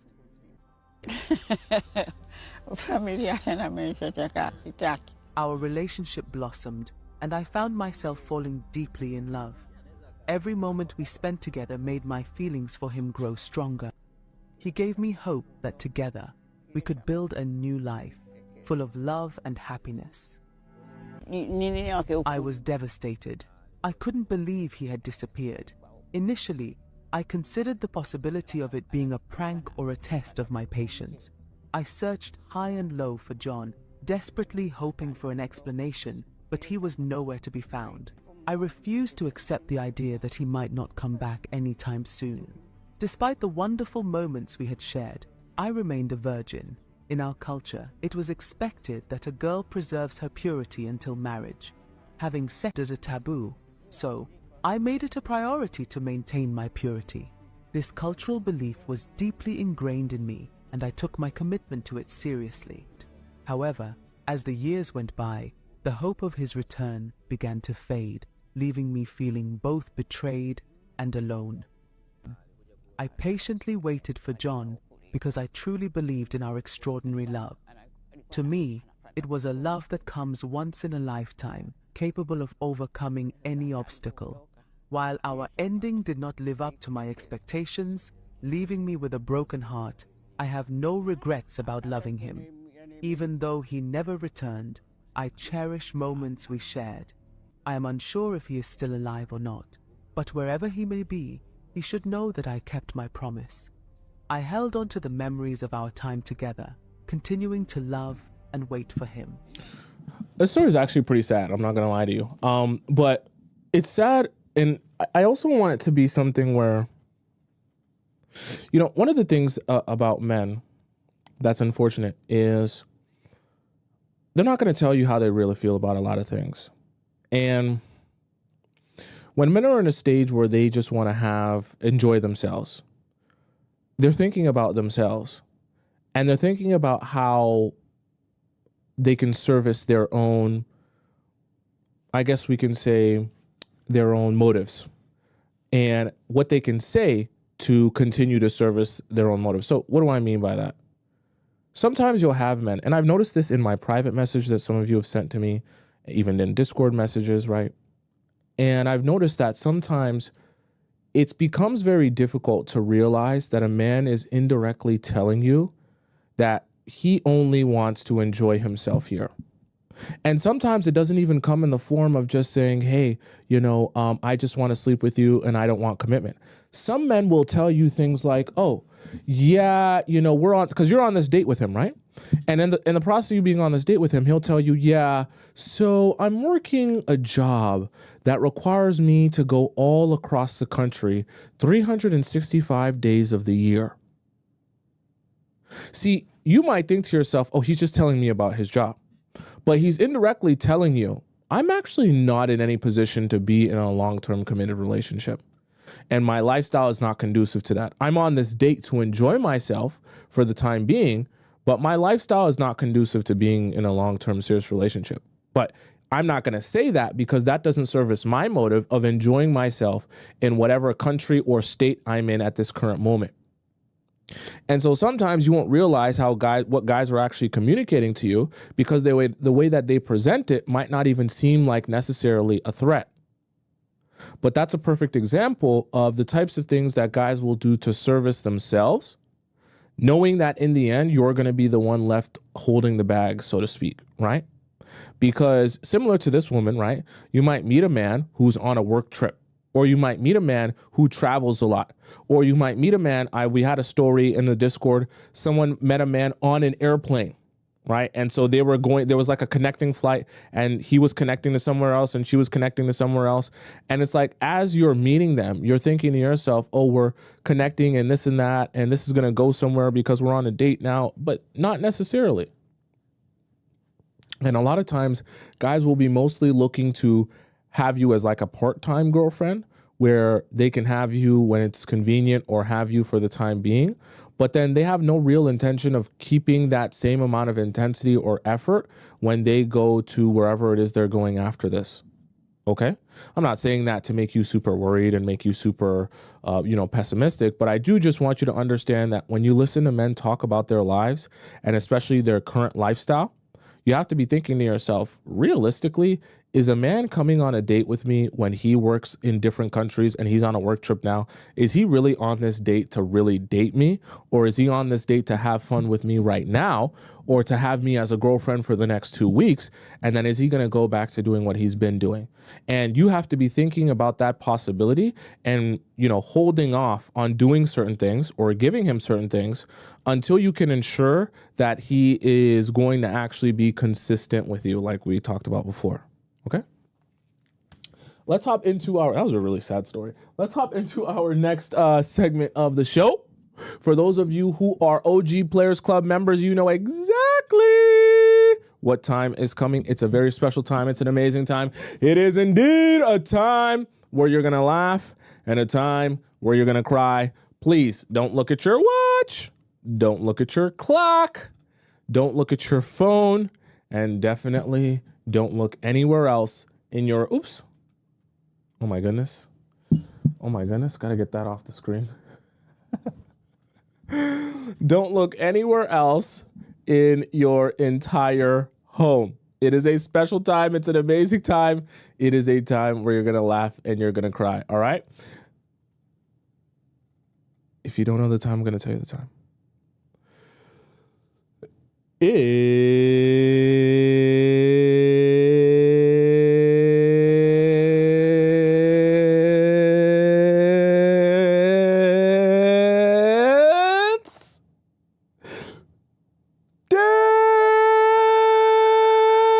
Discord time.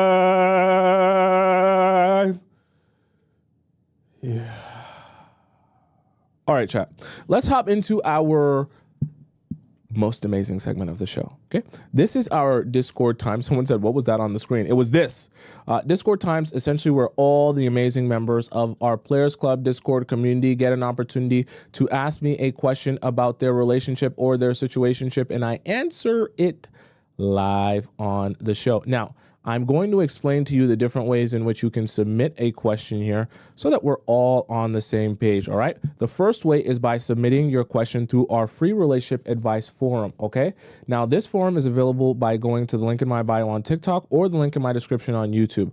Go into that forum and you can drop your question in here on a first come, first serve basis. Just make sure you format it how everyone else has been formatting their questions. Now, you see all of these highlighted questions here that I'm scrolling past. These are questions that have not yet been answered by me. So I need to get to them first before I can get to your question. So by the time I scroll to the bottom here, we're down very late here. So it's probably going to take me a little bit over 2 weeks before I can get to your question. Not because I want to be mean, but because I have to be fair in the order that the questions were sent. Now, if you're someone who you don't like to wait very long, to get a question answered and you're very impatient, you have another option of sending in your question. This option is what we call our relationship advice premium section. Now, this section is like our free section, except in this one, you get to skip the line of people. You don't have to wait for me to finish the queue because this queue gets started off before I go into the free section. So if you're someone that doesn't want to wait that long for a question, you can put it in here, but you have to do this in order to get access to this free section. This premium section. You have to go to my link in my bio on TikTok or in my description on YouTube. Click where it says Premium Discord Relationship Advice. And then once you click that link, it'll prompt you to donate to the show. And it'll also prompt you to send in the title of your Discord username and the title of your question. And then that way I get a notification on my phone. I'm able to see that that's you and that's your question. And that way I know that the people who are in this section that are getting to be able to skip the line are actually supposed to be here, and keeping it fair for everyone.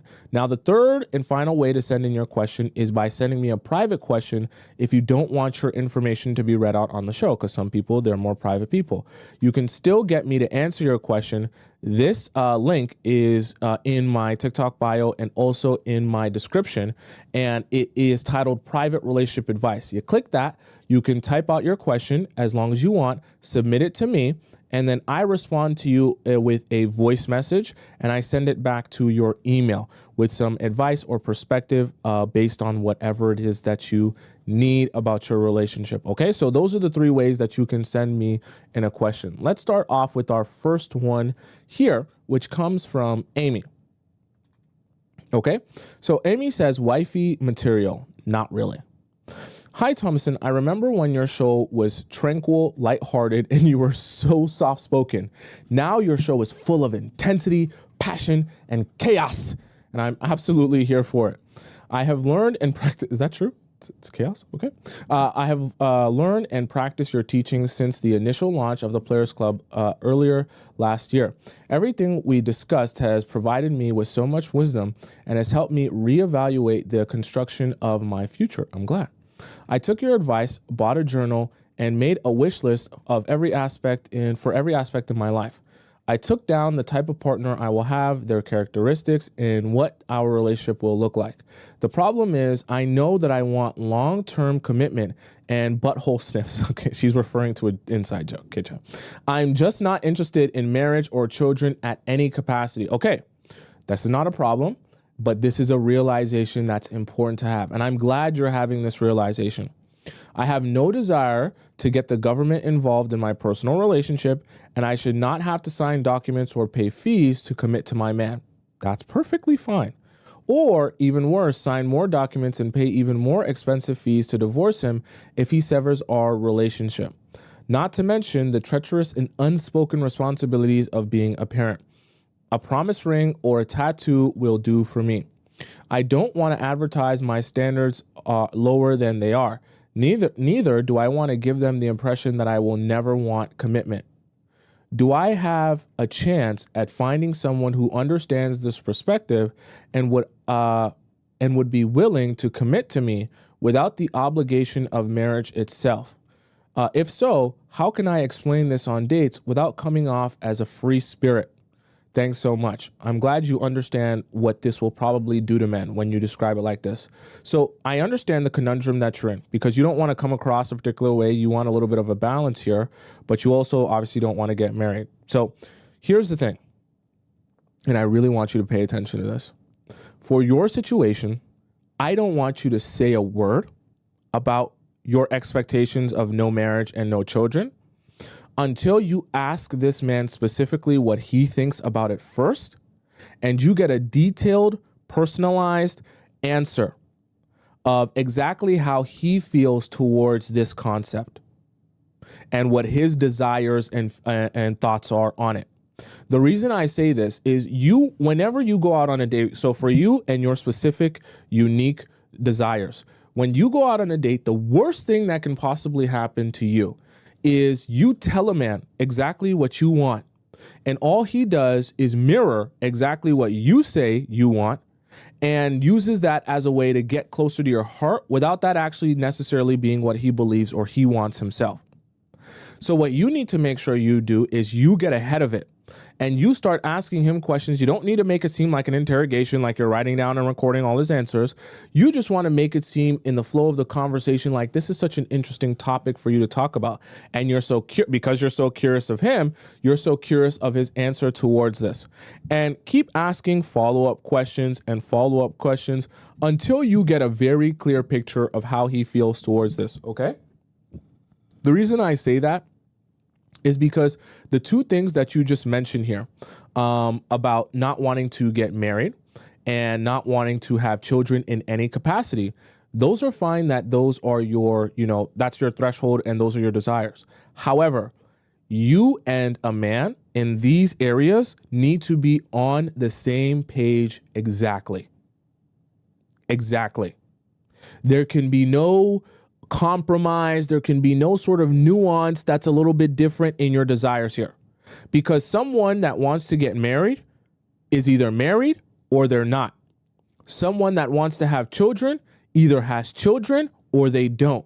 So I'm saying that to say these two main areas that you're talking about have no compromise in between them, which means when you're dating a man or you're having conversation with him, he either is on the same page as you already and you guys share that point of view and perspective, and then in which case you can move forward in the relationship, or he does not share that belief system with you.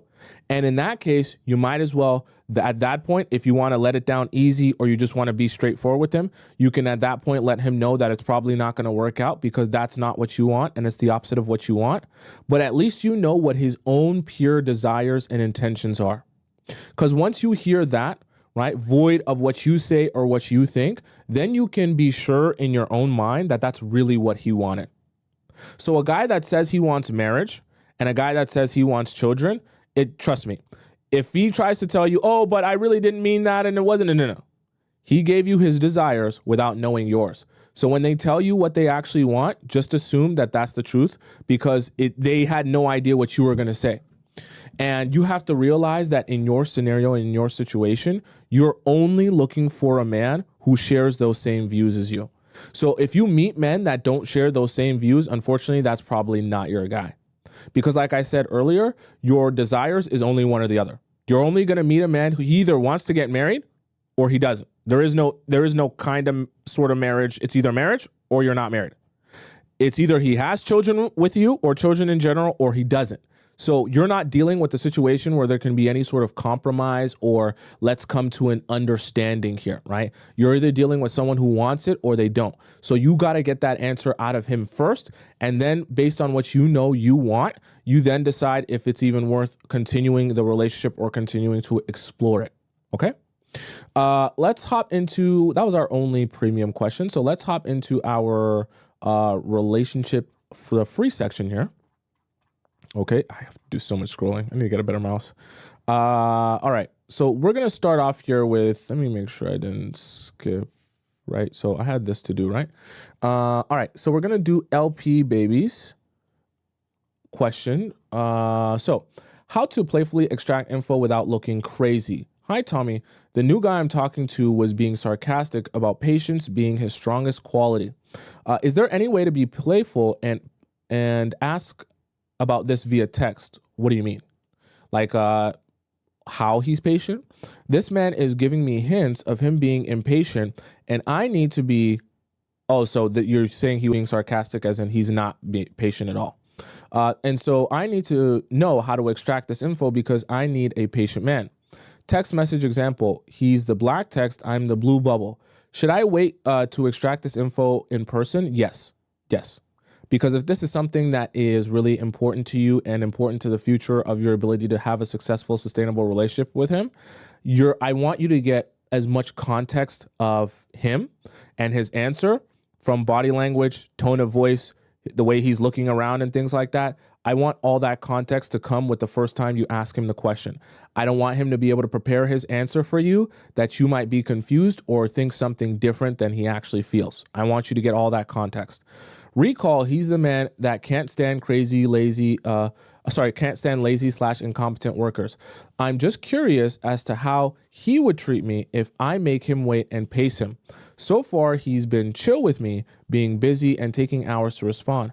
I feel like this man is telling on himself. Tommy, please help me. Let me know your thoughts. Thank you so much. Okay, so this is the example of the text here, right? Patience, my strongest quality, grr. Okay, so yes, I want you to ask this question when you're with him in person. Anytime, I'll give you another little piece of advice, LPPB and the rest of you. Anytime you're asking a man about himself and you're trying to gauge to see what he's going to say and if you can extract some important piece of information, anytime you're asking a question like that, always do it in person because you don't want one of the worst things you can do is give men a chance to prepare their answers for you. I know it sounds very sneaky, but you want to make sure when you ask men very deep things, you can actually analyze their face, their body language, how uncomfortable or comfortable they are when you ask the question, because those are all going to give you a lot of context clues as to what the real answer is. And so when you send it over text, he gets time to prepare himself. You don't get to see his initial response, and you don't get that extra pieces of information to understand what's being said in between the lines. And so by the time he sends you back a response, some men know how to structure it where it sounds really good over text, but you don't realize what his actual response would have been or what the actual truth is because you weren't able to see his reaction hearing the question for the first time. So this is the other piece of advice I'll give you. Anytime you really want to know the truth about something in general, and I'm even talking about outside of just some information about his character. If you want to know the truth about a girl, if you want to know the truth about a situation, if you want to know if he's cheating on you, anything like that, don't say a word over text or phone call. Don't even let him know that anything has transpired or gone wrong. Do your best to make it seem like everything is fine. Then the first time you bring it up, this important piece of information that you want to know, you bring it up for the first time in person, right? Because then it'll be so shocking that men, when they don't have time to curate their answer and structure it for you, you can start to get an understanding of what's the truth and what is a lie because you catch them off guard. I know that some of you are textaholics, and when you become emotional and you see something or you peep something, the first thing you want to do is ask them about it right then and there, and you don't want to even wait to get your answer. But the thing about it is you're actually doing yourself a disservice because when you don't wait to get your answer and you give him some time to see your message and respond to it in a way where he can plan what he's going to say, you lose all of the context clues that you would have been given if you would have waited till the first time you saw him in person to ask your question. So that's a little bit separate piece of advice for those of you who want to be on the extra smart and intelligent side. Okay. Right. Let's hop into our next question here. Make sure I unmic that. Which comes from a non-girl 123. Okay. Oh no, we did this one yesterday where it was one to say I love you. Let me scroll. Okay. Rich Auntie, we did yesterday. Yes. LP baby, this is your second question of the day, so we're just gonna put a pin in yours, and we're gonna come back to it tomorrow. This one is new, and this one comes from Single Pringle Jingle Twinkie. Okay. Advice for getting out of the pick me mindset. I'm 21. I used to be a total pick me, and things did not go well at all. I was in a long distance relationship for 4 years with a guy from age 14 to 18, with him being 2 years older than me. It ended with me, predictably, because of my pick me era. During everything in regards to planning hangout sessions, to emotional labor, and whatnot, and I was completely burned out by the end of it. Once I came to my senses and broke up with him, I decided to take a break from dating altogether to figure myself out and to replenish my mental and emotional energy. So now that I am dipping my toes back in the dating pool after a couple of years of not doing that, been talking to a guy who's 25 for a couple of weeks, I'm putting conscious effort into not being a pick-me anymore and to replace it with a receiving mindset, which admittedly feels near impossible at times because when I get something from someone, be it a physical gift or an act of service, I feel indebted to them or obligated to give something of similar value back to the person, even if I don't necessarily like them. That's a very bad trait. I've noticed this applying to both romantic, platonic, and professional relationships alike. I'm not a fan of having that pattern of behavior in myself. If anyone has advice on how to let go of the feeling of obligation/guilt or of not reciprocating and uprooting the pick-me mindset and replace it with a healthier and better way to approach people and relationships, that'd be great. Thank you in advance. Okay, so my advice to you, this is Single Pringle. Single Pringle, my advice to you, this stems from you're feeling like you are undeserving. Okay, I know we're getting a little bit deep in psychology here, but the reason you feel like you owe people back something when they do something for you is because you don't think that you're deserving enough that people should just do things for you without you paying them back for it. Because that makes you feel a little bit weird that someone would just do something for you and you are not yourself on your hands and knees scrubbing the floor for them. And you start to feel like you're unworthy of that type of treatment. And I'm not just talking about romantically, like you mentioned, I'm even talking about platonically. Because the truth of the matter is, if you believed that people would do things for you and do favors for you because they actually just see you as that amazing and they actually maybe just want you or want to do something nice for you, then you would actually, that would come from your self-confidence in yourself. And that self-confidence would aid in that belief, which would allow it and make it easier to receive things from people. So I know I'm going deep into your psychology here, but that's stemming from the deeper rooted issue, which is your feeling of being unworthy. That can be going back to your childhood a little bit, not just your relationships in other stages of your life with the men that you were pick-me's with, right? I'm also talking about, we could be addressing a situation where what is your relationship with your father? And you have to take that into consideration. Did your father make you feel validated? Did he make you feel like you owe him something anytime he would do something for you? Did he constantly remind you as you were growing up as a young woman and as a little girl that anytime he did something for you, even in a fatherly way, that you were indebted to him because he was being a father to you? Oh, I missed out on doing this because I had to take care of you. Oh, I couldn't do this for myself or live my dreams out because of you, or because I had to take care of you, or because I had to take you there or do this for you or do that to you, right? Duties that he would have to do as a father because you didn't make a choice to be in this world, right? He brought you into this world. But him guilting you as a child for existing and the fact that your existence has been a hindrance to him and his ability to do things for himself. You might not realize how that affects you, but that starts to bleed into your psyche. And that starts to become your own self-talk, that people are, when they overextend themselves for me, right?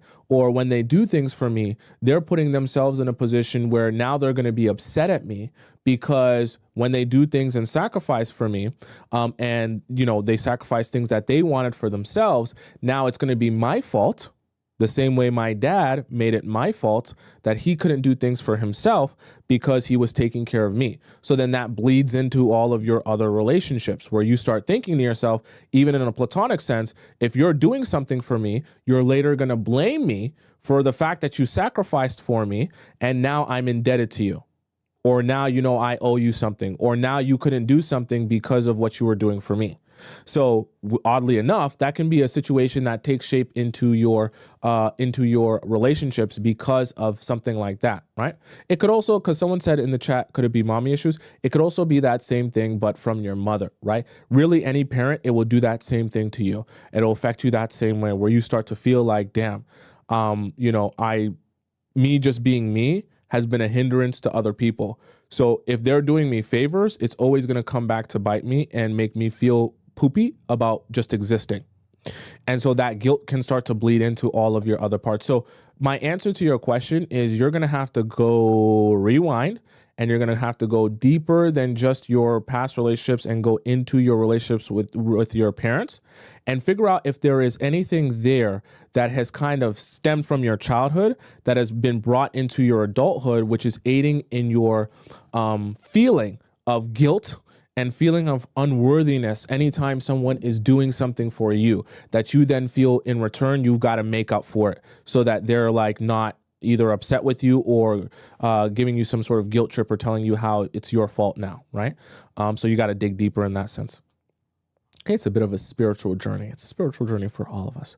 Let's go on to our next question here. Okay, we did Single Pringle. LP baby, we'll put a bookmark in these because we got to give other people a chance for their question. This one comes from Lax99. Okay, so Lax99 says, just some advice. Hi, Tomisin, do you have any advice on what to do if you want a guy back after you've ruined a relationship. Fair? And you don't have to worry. By ruin, I don't mean that I have been unfaithful or anything, but for example, that you've given double signals and you've said that you're no longer interested. So, okay, I'll be real with you, Lax. I'm just going off the information that I have here. If you tell a man that you're no longer interested in him, unfortunately, like guys are also have self-respect, right? So the guys with self-respect, if you make it clear that you're uninterested in them, they're like gonna move on. So I guess to say is gonna sound really morbid, but your best hope is that if you're making it so clear that you're uninterested that a guy moves on from you, your best hope is to maybe put yourself in a scenario where maybe he sees you at a party or event and maybe he can ask about you again, or try and reach out again, or try and talk to you again, at which point you can kind of present yourself as being more interested after he approaches you. But if you're asking me that should you start approaching him or should you reach out to him to tell him that you're interested or no. Because what you're going to do is you're going to set the wrong foundation and the wrong precedent. I get it. Maybe you might want to circle back because a guy that you kind of shunned away, now you're finding interesting. But unfortunately, when you do that way, it puts you in the same position as approaching a guy from the jump. Because now he understands. Guys are not dumb. If they approach you and you pretend like you're not interested, or you present to them like you're really not interested, and then he pulls back and he goes and he just, lets it go and he moves on. And then you come back around and you say, oh, well, now I'm kind of interested. I'm telling you, one of two things is going to happen. Either the guys are just going to completely ignore you, okay, right? Or he's going to realize, oh, now I have all the power because she didn't want me before. Something has changed or transpired.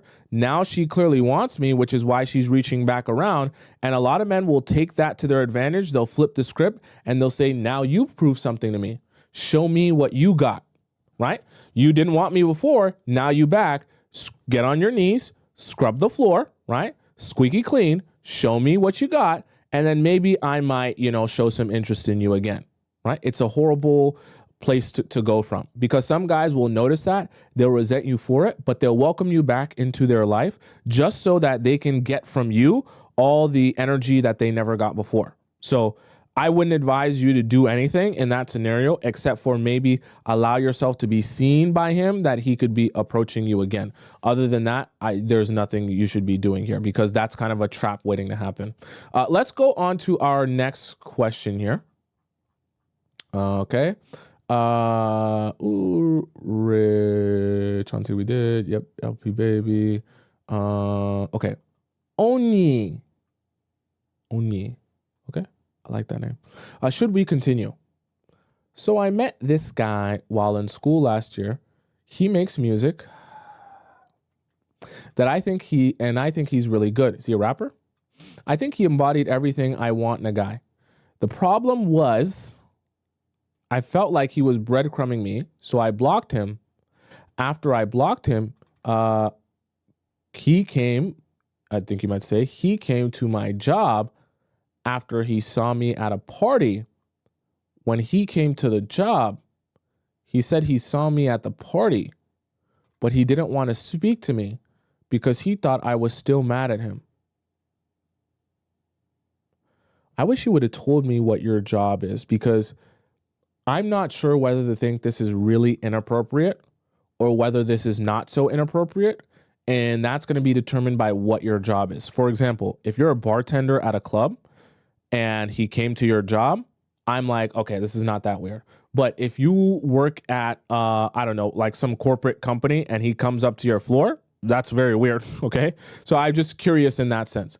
He asked me to unblock him and waited a day, and I decided, yes, this is the best course of action.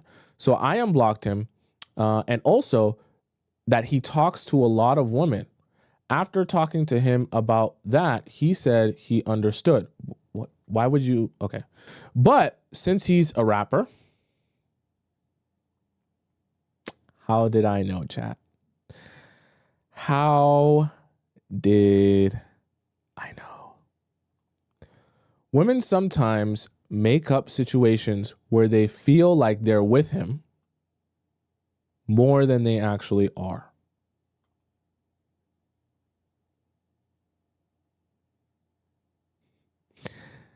We also talked about a person who set us up together. She told me that he liked her before. But he said that she liked him after a phone call. I got the impression that he was egotistical and kind of arrogant, so I ended the call. We did not talk again, and I'm unsure what to do because I have to see him on a daily basis as he works close to me and often walks past my job or even comes in. Once again, what is your job? Knowing that he does not even eat the food that we serve at our job, so some sort of restaurant. I've talked to the other family members and friends, like your family members and friends, about this, and I get mixed reactions. Some say block him again, someday unblock him, someday reach, or I think you meant say, some say, right? So some say block him, some say unblock him, some say reach out, some say let him reach out. So I'm unsure what to do. Can someone help me? Added information. My friend once liked him as well. That's how we kind of started talking. But I thought you said your friends, okay. But their situation did not work out and he did not like her at all. And people would tell me that we have a better connection than they ever had. So I felt bad on one hand, but on the other hand, I did not want to miss a good opportunity to meet someone I would actually like. Update, he dropped a song about what we talked about and then got hit by a car and dropped a song on that. So I don't know where we're at.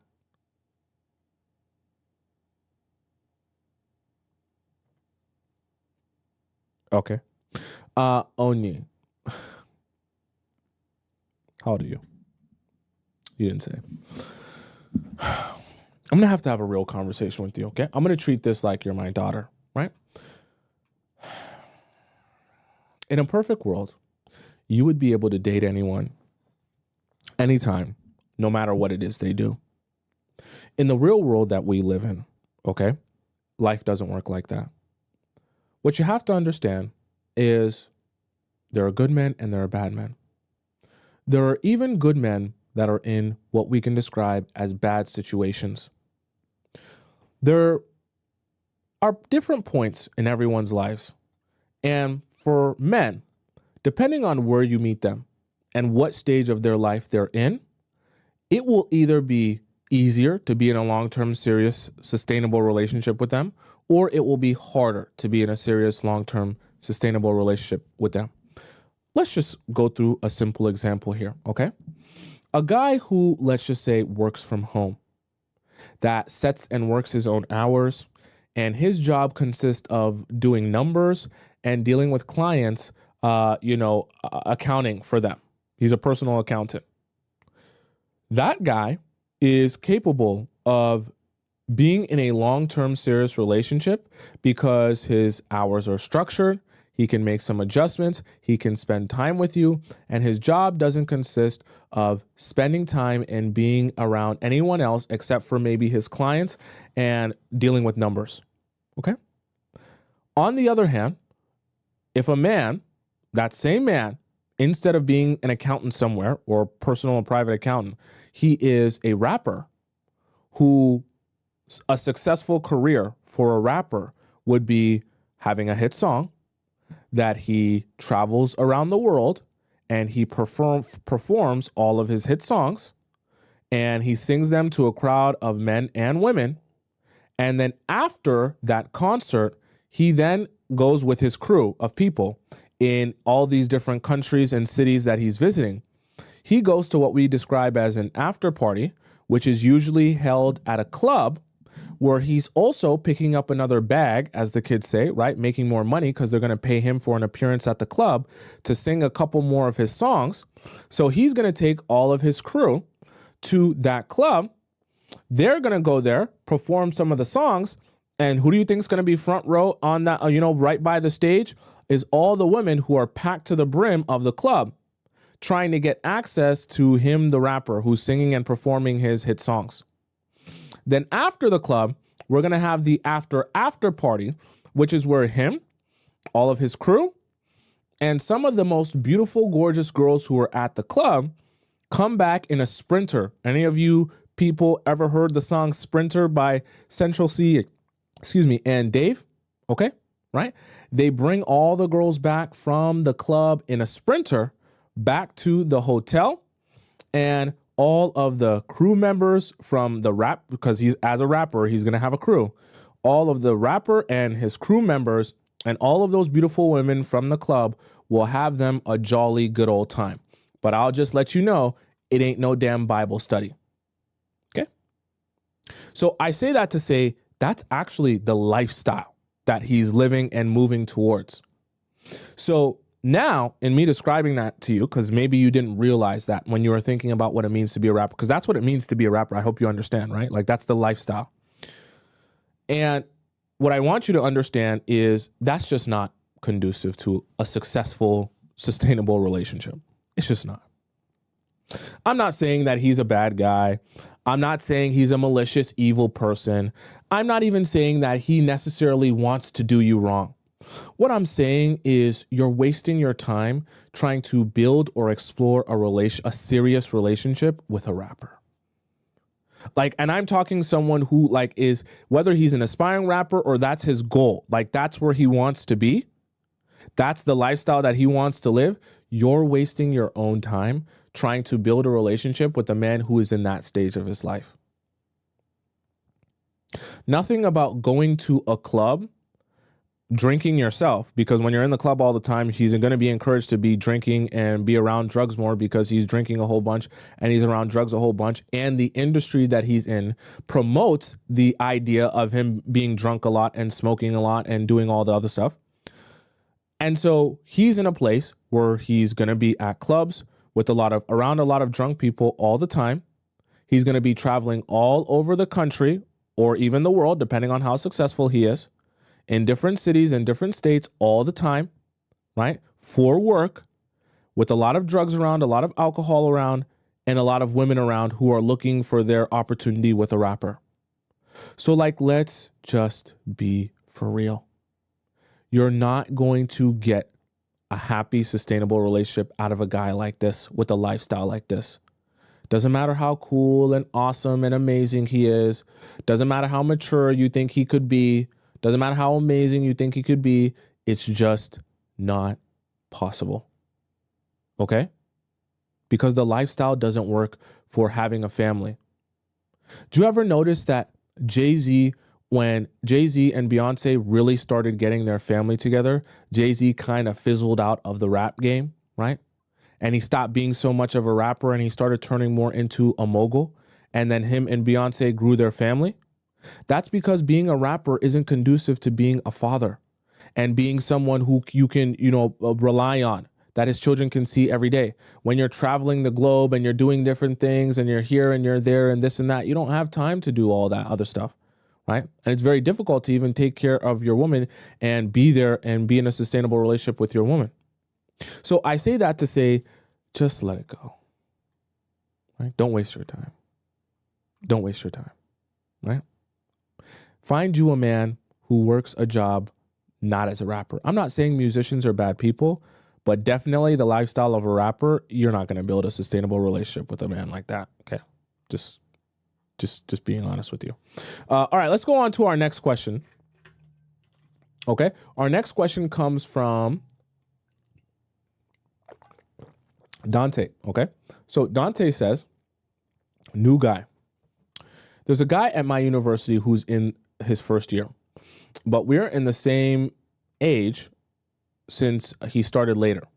Like the same grade, you mean? All right. Or the same year. He's kind, smiley, a bit shy, but loves adding to jokes and connecting with people. He's especially good with girls because he's considerate and funny. Some girls have a crush on him, but I didn't notice him until we worked on a project together. At first, I thought he was nice, but I didn't feel anything special. However, I've started noticing the way he looks at me, and it's starting to get to me. I've heard some rumors about him, and I wonder if he acts this way with all the girls. He's shy, keeps to himself, but is kind and makes people feel at ease. I sense he's a bit insecure. A few months ago, my friend had a crush on him. I noticed he's often around more extroverted girls. And one night, they stayed at a friend's house. And slept in the same bed, hugging. How would you even gather this information? I'm assuming from but okay. She said he was being more touchy, but nothing happened. I thought maybe he liked her, but was too insecure to act on it. They are friends right now. She doesn't like him anymore. Huh? In bed hugging, but she does. Okay. Now I'm starting to like him. I know how I act when I have a crush. I become more attentive and act differently. But I don't want my feelings to get in the way or have him take me for granted. We've been chatting more recently, sharing playlists and songs. I invited him to hang out with a group of friends, uni friends, as an excuse to spend time together. We had a great time, though I was nervous and I wasn't at my best. He was very kind, offering to carry my bags without asking. We bonded a bit more seriously that day. He listens, asks questions, and seems genuinely interested in general. Continuing in the comment section.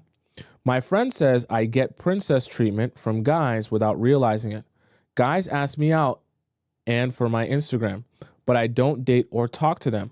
I get anxious when I like someone and I don't want to mess it up.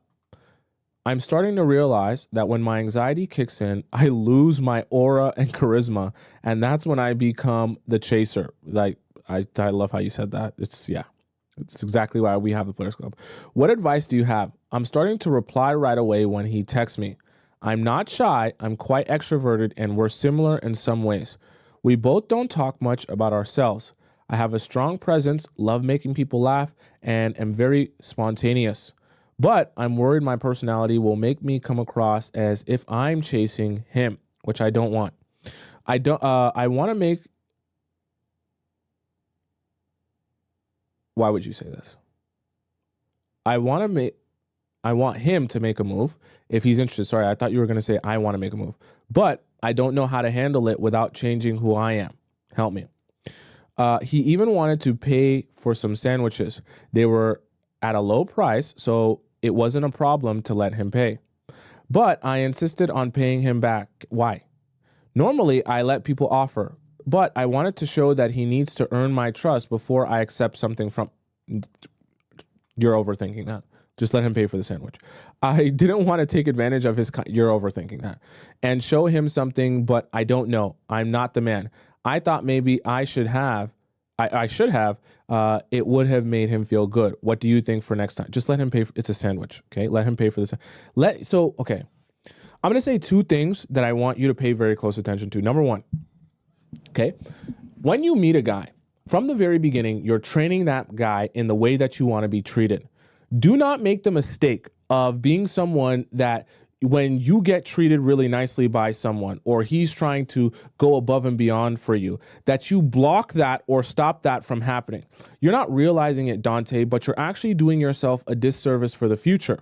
Because what you're doing here is when he tries to take the step forward in doing something for you, you're telling him, no, I don't want that. And you're actually training him to not think that way when it comes to you. And not be thinking about how he can serve you or do something for you or go the extra mile for you. I know for you it might seem so irrelevant and silly as a sandwich, but you don't understand that all of this is going to play a role in his psyche over the course of time. And every time he thinks, let me go the extra mile or do something kind for her, he's going to think to the last time he tried to do that and how you kind of pushed that away. or you, in a sense, emotionally resented that, or you didn't want that.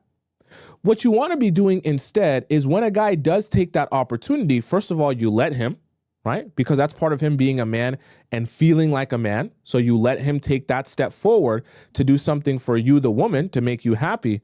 Then after he does something, you show him appreciation for what he actually did and the action he actually took. Because now, remember how I talked about it like a dog that you're training? You're doing the opposite. When he does the good thing, you're giving him a dog treat in your appreciation for him and your recognition of the good thing he just did.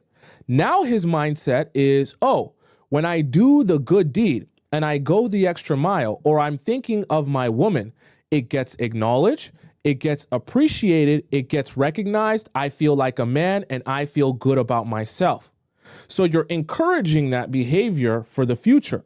What you're doing is you're doing the complete opposite, because like you mentioned, when you start to like a guy, your anxiety kicks in, you lose your aura, you lose your commitment.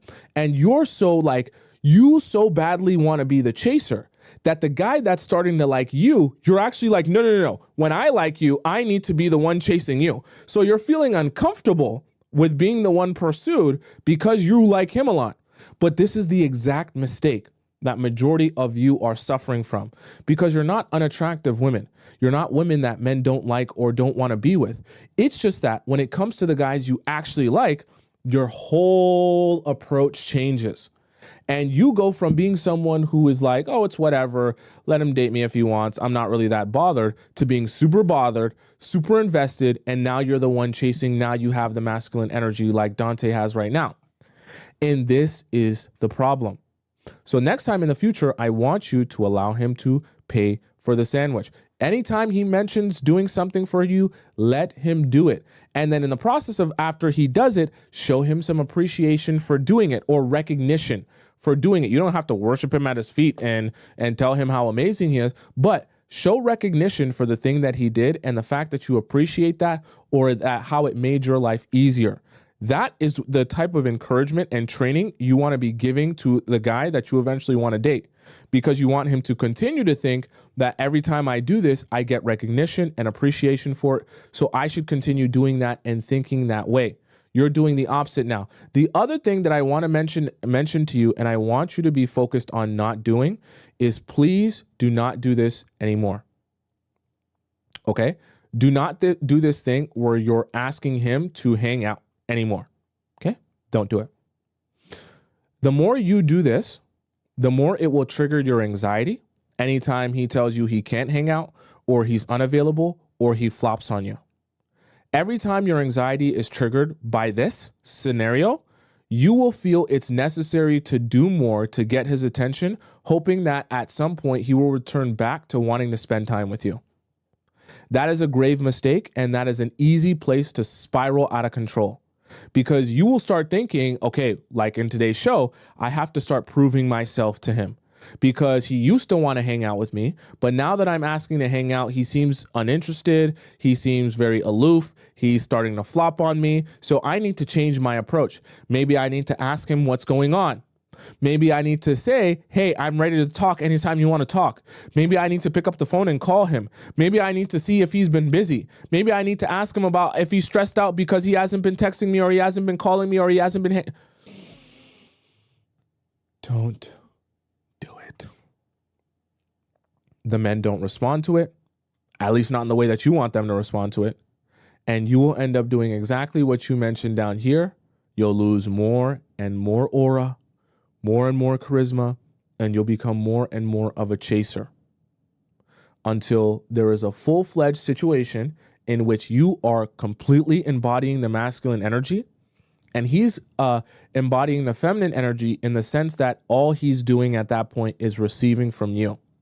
And anytime he does think about giving to you, you're immediately like, no, you can't do anything for me. I need to do something for you. Right? And your relationship becomes a whole dynamic where all you're doing is overextending yourself, giving to your absolute maximum. And even when he does try to do something for you, you're automatically thinking about how you can one up that and do more for him. And that shouldn't be the beginning or the foundation of your relationship, because I guarantee you 2 years down the line, you'll be exhausted giving so much to a man who is only extracting from you. right? Especially when we're in university and college and there's a whole lot of different options. Guys like to use that energy to pursue a woman, not using that energy to get pursued by a woman. He might use you, but he's not going to be actually pursuing you or wanting you for real. He'll just be extracting from you. Okay? All right, chat, that is the show for today. For those of you who want to ask me a question, whether it be a question in our free relationship advice section, our premium section, or a private question, all of those links are available in my TikTok bio or in my description there for those of you who want to access that. For those of you who are watching me on TikTok and you want to follow me on Instagram, my Instagram is just above my head on the top left corner of the screen. It's Tomisin_Atub. For those of you who are watching me on YouTube, it's also in my description at the very bottom, my link to my Instagram. Please, for those of you who are watching me on TikTok, I have to keep reminding you guys of this because the day is coming up very fast. If you're watching me from the USA and you enjoy the show, make sure you go and you subscribe to me on YouTube. Because if you're not subscribed to me on YouTube, when TikTok gets taken down on the 19th, you will no longer have access to my channel or my show.